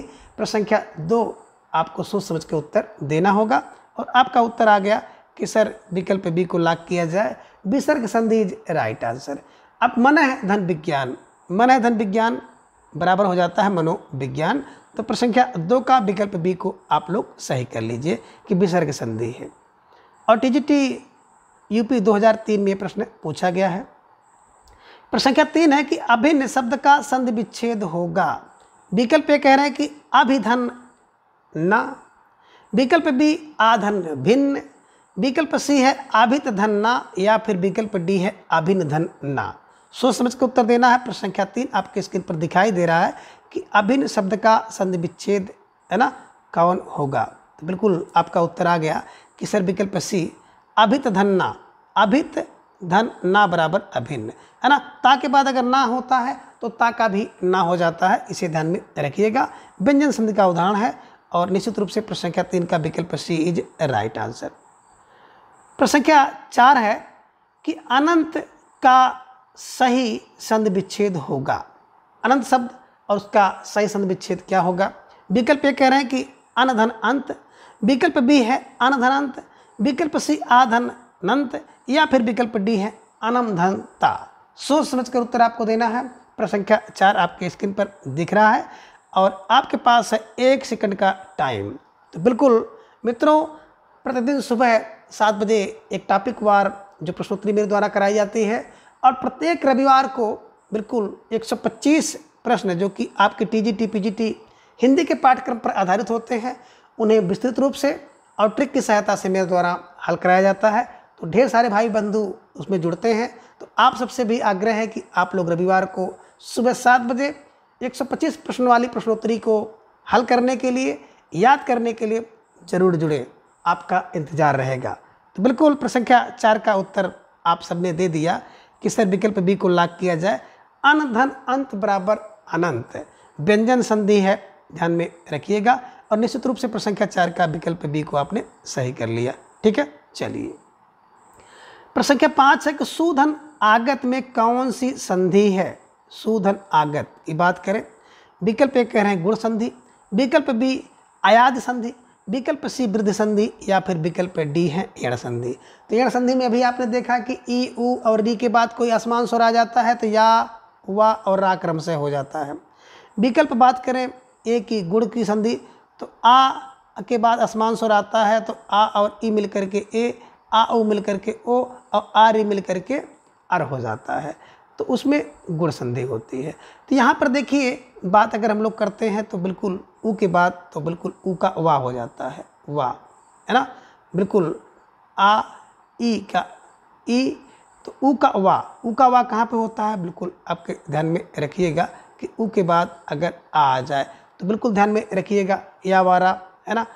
ई का या उ का वाह हो गया, सुधन आगत बराबर स्वागत हो गया। तो उ का आ जब होगा तो बिल्कुल विकल्प डी संख्या 5 का विकल्प डी एड़ संधि इज राइट आंसर। सुधन आगत बराबर स्वागत ध्यान में रखिएगा और इसका सूत्र है इको एड़ची। ठीक है, चलिए प्रश्न संख्या 6 है कि उज्ज्वल शब्द का सही संधि विच्छेद चुनिए। और मित्रों इस प्रश्न पर बिल्कुल आप ट्रिक लगा लीजिए, विस्तार लगा लीजिए। ये वेरी मोस्ट इंपॉर्टेंट प्रश्न है। टीजीटी पीजीटी यूपी बात करें, टेट सुपर टेट आदि परीक्षाओं में बिल्कुल ये धमाल मचाने वाला प्रश्न है। तो इस प्रश्न को बिल्कुल आप स्टार लगा के सजा लीजिए कि उज्ज्वल शब्द का सही संधि विच्छेद चुनिए। विकल्प ए में है उज धन ज्वल, विकल्प बी में है उज धन वल, विकल्प सी में है उत धन ज्वल और विकल्प डी में है उज धन वल। बिल्कुल आप सब सीनियर और जीनियस विद्यार्थी हैं, इसलिए आप सबका उत्तर सही आ रहा है कि सर विकल्प सी उत धन ज्वल बराबर उज्ज्वल इज राइट आंसर। और प्रश्न संख्या 6 का विकल्प सी को लॉक किया जाए और आपने सही भी किया। प्रश्न संख्या 7 है कि अन्यान्य शब्द का संधि विच्छेद होगा। अन्यान शब्द का संधि विच्छेद क्या होगा। विकल्प ए आधन न्यान्य, विकल्प बी अन्य धन अन्य, विकल्प सी अन धन यान्य, या फिर विकल्प डी है अन्य धन अन्य। सोच समझकर उत्तर आपको देना है प्रश्न संख्या 7 का। और आप सबका जवाब आया कि सर विकल्प बी को लॉक किया जाए। अन्य धन अन्य बराबर अन्यान, अन्य धन अन्य बराबर अन्यान ध्यान में रखिएगा। और आपके लिए स्वर संधि है और स्वर में बात करें तो दीर्घ स्वर संधि इज राइट आंसर। ठीक है, चलिए आगे है प्रश्न संख्या 8 है कि व्यंजन संधि का उदाहरण नहीं है। इनमें एक जो है व्यंजन संधि का उदाहरण नहीं है, उसका चयन आपको करना है। विकल्प ए की बात करें तो उत धन चाण उच्चारण, विकल्प बी रामस धन टीकते रामस टीकते, विकल्प सी गंगा धन उदकम गंगोदकम और विकल्प डी सप्तचित बराबर सच्चित। तो कौन एक इसमें व्यंजन संधि नहीं है। बिल्कुल प्रश्न संख्या 8 का विकल्प सी की बात करते हैं तो गंगा धन उदकम बराबर गंगोदकम, आ और उ मिलकर के ओ हो जाता है, और आ और उ मिलकर के ओ हो गया तो गुण संधि है, ध्यान में रखिएगा। तो गुण स्वर संधि इज राइट आंसर, है ना। निश्चित रूप से प्रश्न संख्या 8 का विकल्प सी आपका सही होगा। बाकी सब आप जो देख रहे हैं व्यंजन संधि के उदाहरण हैं, ठीक है। चलिए प्रश्न संख्या 9 है, स्वस्थ अस्तु का संधि विच्छेद होगा। विकल्प ए होगा स्वस्थ धन अस्तु, विकल्प बी स्वधन अस्त अस्तु, विकल्प सी है स्वस्थ अरस्तु, और विकल्प डी है स्वधन अस्तुत्य। तो बिल्कुल सोच समझकर आपको उत्तर देना है। प्रश्न संख्या 9 आपके स्क्रीन पर दिखाई दे रहा है, और आप लोग बहुत टाइम ले रहे हैं, निश्चित रूप से सोच समझ कर उत्तर दीजिएगा। देखिए स्वस्ति धन अस्तु, स्वस्ति धन अस्तु, ध्यान में रखिएगा। और आपका जो शब्द बनता है वो बनता है स्वस्तु, है ना। बिल्कुल ई के स्थान पर या हो जा रहा है ना, क्योंकि उसके बाद आसमान स्वर है। तो और आपका ये बन गया यड़ संधि, ध्यान में रखिएगा। स्वस्तु इज राइट आंसर। सूत्र है इको एड़ची। तो प्रश्न संख्या 9 का विकल्प ए को आप सही कर लीजिएगा, स्टार लगा लीजिएगा, क्योंकि कभी कभी जो पुराने प्रश्न हैं वही प्रश्न हूबहू पूछ लिए जाते हैं, तो इसलिए पुराने प्रश्न पत्रों को भी आपको हल करना चाहिए। प्रश्न संख्या 10 है कि इत्यादि का सही संधि विच्छेद है ना। विकल्प ए कह रहे हैं इत धन आदि, विकल्प बी इत धन आदि, विकल्प सी है इत धन आदि, और विकल्प डी है इत धन आदि। तो बिल्कुल प्रश्न संख्या 10 का विकल्प डी इत धन आदि बराबर इत्यादि होगा। और बात करें संधि की तो इसमें यण स्वर संधि है, और सूत्र है इको एड़ची, इसे ध्यान में रखिएगा। अब आगे प्रश्न संख्या 11 आप देख पा रहे हैं कि तेजोमय का सही संधि विच्छेद है। विकल्प ए कह रहा है कि तेज धन ओमय, विकल्प बी है तेज है धन अमय, विकल्प सी है तेज है धनमय, और विकल्प डी है तेजो धनमय। सोच समझ कर उत्तर देना है। प्रश्न संख्या 11 आपके स्क्रीन पर दिखाई दे रहा है कि तेजोमय का सही संधि विच्छेद होगा। बिल्कुल आपका जवाब आया कि सर विकल्प सी को लॉक किया जाए, तेज है धनमय, विसर्ग का ओ हो गया और बन गया तेजोमय, ध्यान में रखिएगा। विसर्ग संधि इज राइट आंसर। प्रश्न संख्या 12 है कि हरिश्चंद्र में प्रयुक्त किस संधि का नाम सही है, यानी कि हरिश्चंद्र शब्द में कौन सी संधि है। सोच समझकर आपको उत्तर देना है। प्रश्न संख्या 12 आपके स्क्रीन पर है। देखिए स्वर संधि तो इसमें है नहीं, विकल्प बी व्यंजन संधि, विकल्प सी विसर्ग, या फिर विकल्प डी है इनमें से कोई नहीं। प्रश्न संख्या 12 का सोच समझकर आपको उत्तर देना है, और बिल्कुल आपका उत्तर आ गया कि सर प्रश्न संख्या 12 में विकल्प सी को लॉक किया जाए, विसर्ग संधि है, ये ध्यान में आप रखिएगा, है ना। हरि धन चंद, और शब्द बन गया हरिश चंद, ठीक है। चलिए आगे प्रश्न संख्या 13 है कि महोत्सव शब्द में कौन सी संधि है। बिल्कुल सोच समझ कर आपको उत्तर देना है। महाधन उत्सव बराबर बन जाता है महोत्सव। तो आ के बाद आसमान सर आने के कारण बिल्कुल आ और उ मिलकर के ओ हो जाता है, गुण संधि, है ना, ध्यान में रखिएगा। और प्रश्न संख्या 13 का जो विकल्प बी है उसको आप सही कर लीजिएगा, ठीक है। चलिए प्रश्न संख्या 14 है कि सच्चित शब्द में कौन सी संधि है। विकल्प ए कैरेक वृद्धि संधि, विकल्प बी गुण संधि, विकल्प सी यड़, या फिर विकल्प डी है अच्युत संधि। तो बिल्कुल आपका जो जवाब आया कि सर विकल्प डी अस्तुत संधि इज राइट आंसर।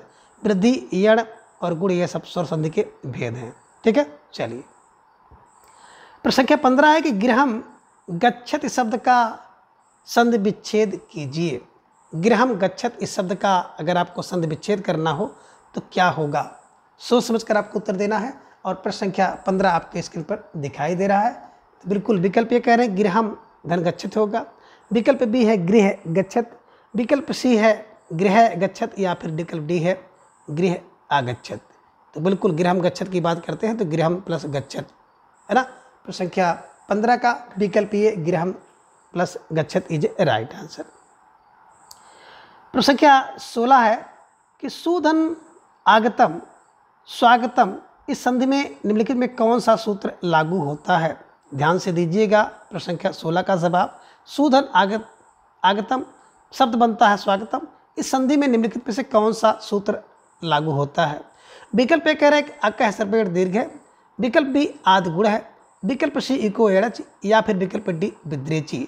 तो सोच समझकर आपको उत्तर देना है। और मित्रों बात करें विगत प्रश्नों की तो विगत प्रश्न में है ना, विगत प्रकार परीक्षाओं में जो प्रश्न पूछे गए हैं उसके आधार पर आपको तैयारी करनी है। खास तौर से देख रहे हैं कि जो संधि है, संधि के सूत्र तक परीक्षा में आपको पूछे गए हैं, इसलिए जो सामान्य रूप से सुर संधि है, तो सुर संधि के जो पांचों भेद है, पांचों भेदों का सूत्र आपको बिल्कुल पता होना चाहिए। तो सुआगत में यानी कि शब्द बना स्वागत, कौन सा सूत्र लगता है? अकय सर्वेर दीर्घ आद गुण एको एड़ची या फिर विकल्प डी वृद्धिरेची। तो सबसे पहले तो सुआगत की संधि आप पता करिए।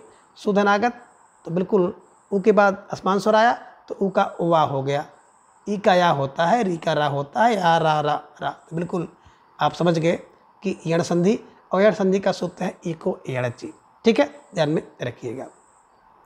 अकय सर्वेर दीर्घ कि अकय सर्वेर सभी जो अंक है आ ई उ री री, अगर सवर्ण हो जाए, वही बढ़ा जाए तो उसका दीर्घ रूप हो जाता है।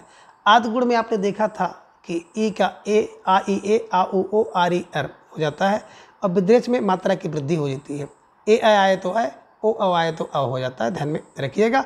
और प्रश्न संख्या 16 का विकल्प सी एको एड़ची राइट आंसर। आगे प्रश्न संख्या 17 की अस्तो अश्चुना अश्चु सूत्र के अनुसार अच्युत संधि निम्नलिखित में से कौन सा उदाहरण सही है? अच्युति, ध्यान में रखिएगा। अस्तो अश्चुना अश्चु है ना, ये रामस धन चिनौती, रामस चिनौती, रामस धन टिकते, रामस टिकते है ना।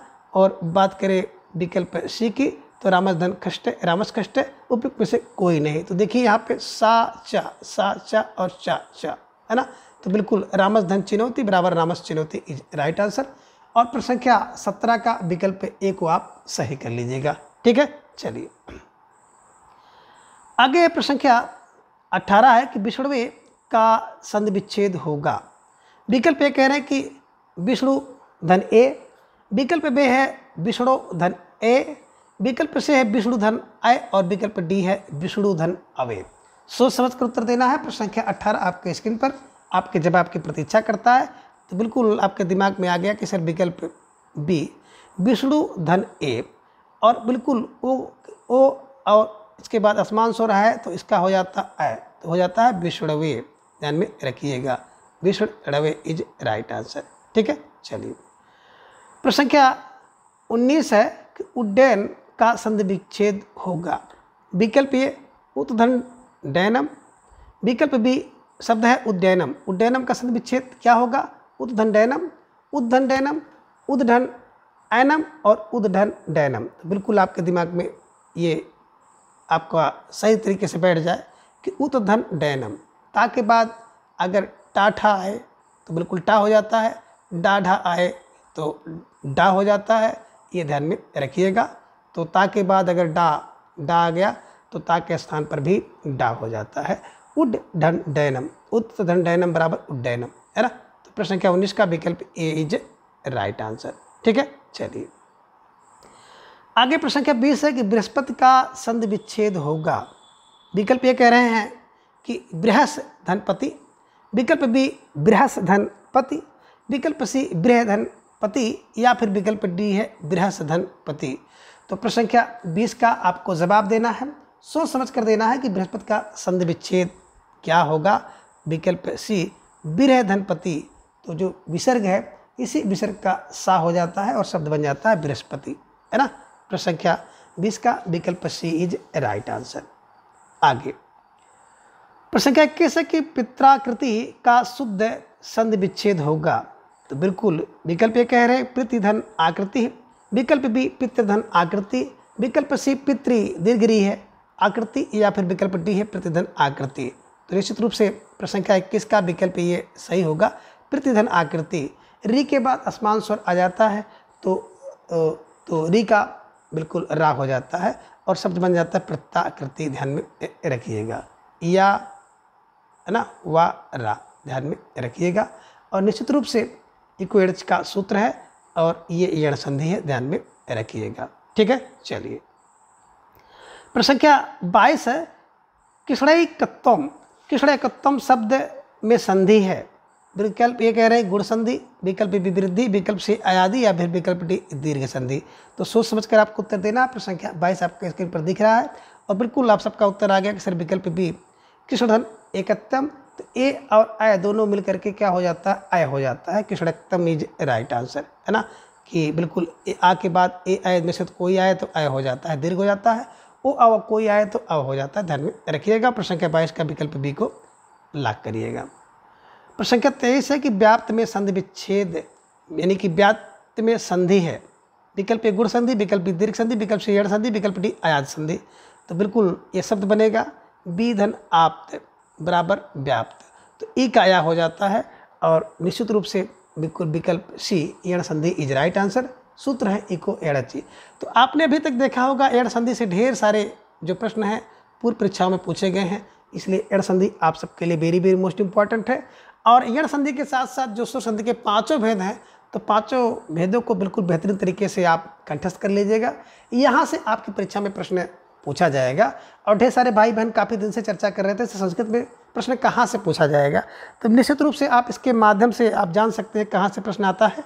और थोड़ा सा समय मिल जाएगा तो बिल्कुल आपको एक संक्षिप्त सार संग्रह दे देंगे कि प्रश्न कहाँ से और किस तरह से पूछा जाएगा। ठीक है, चलिए। प्रश्न संख्या 24 है कि हर्ष सेते शब्द में कौन सी संधि है। विकल्प ए अच्युत संधि, विकल्प बी गुण संधि, विकल्प सी विसर्ग संधि, या फिर विकल्प डी है चत्व संधि। सोच समझकर आपको उत्तर देना है। प्रश्न संख्या 24 आपकी स्क्रीन पर आपके जवाब की प्रतीक्षा कर रहा है। और बिल्कुल आप सबका उत्तर आया कि सर विकल्प सी को लॉक किया जाए। विसर्ग संधि है, हरि है धन शेते, और विसर्ग का अधस्सा हो जाता है और शब्द बनता है हरि शेते इज राइट आंसर। हरि शेते ध्यान में रखिएगा। और प्रश्न संख्या 24 का विकल्प सी को लॉक करिएगा। ठीक है, चलिए आगे। प्रश्न संख्या 25 है कि पितुर इच्छा, पितुर इच्छा शब्द में कौन सी संधि है।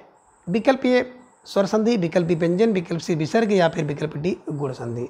सोच समझकर आपको उत्तर देना है प्रश्न संख्या 25 का। तो बिल्कुल आपका जवाब आया कि सर विकल्प सी को लॉक किया जाए। विसर्ग संधि इज राइट आंसर। शब्द है पितु धन इच्छा और बराबर होता है पितुस इच्छा, पितुर इच्छा। विसर्ग का रा हो जाता है, ध्यान में रखिएगा कि ई और ऊ के बाद अगर कोई आघोष ध्वनि हो तो जो विसर्ग है विसर्ग के स्थान पर रा हो जाता है। जैसे निह धन आधार निराधार, दुह धन उपयोग दुरुपयोग, है ना, उसी प्रकार से पितु धन इच्छा बराबर पितुर इच्छा, ध्यान में रखिएगा। और प्रश्न संख्या 25 का विकल्प सी यानी कि विसर्ग संधि इज राइट आंसर। आगे प्रश्न संख्या 26 है कि इत्यलम में कौन सी संधि है। बिल्कुल सोच समझकर आपको उत्तर देना है। और इस प्रश्न का उत्तर आप सभी भाई बहनों से बिल्कुल आना चाहिए कि इत्यलम में कौन सी संधि है। विकल्प ए एड़ संधि, विकल्प बी गुण संधि, विकल्प सी वृद्धि, या फिर विकल्प डी दीर्घ संधि। तो बिल्कुल इत धन अलम बराबर हो जाएगा ई के स्थान पर या हो जाता है, शब्द बन जाता है इतलम। सूत्र है इक्वेलिटी और संधि होगी विकल्प ए यण संधि इज राइट आंसर।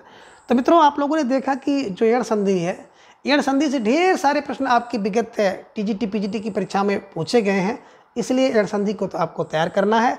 और इसके साथ ही जितने स्वर संधि हैं, स्वर संधि के बिल्कुल सूत्र और उसके उदाहरण और उसके नियमों को बिल्कुल आपको रट्टा मार लेना है। तो इस प्रकार से आप इन सभी प्रश्नों को आसानी से हल कर सकते हैं और इन्हें ट्रिक की सहायता से याद कर सकते हैं। तो मित्रों आज की इस वीडियो में बस इतना।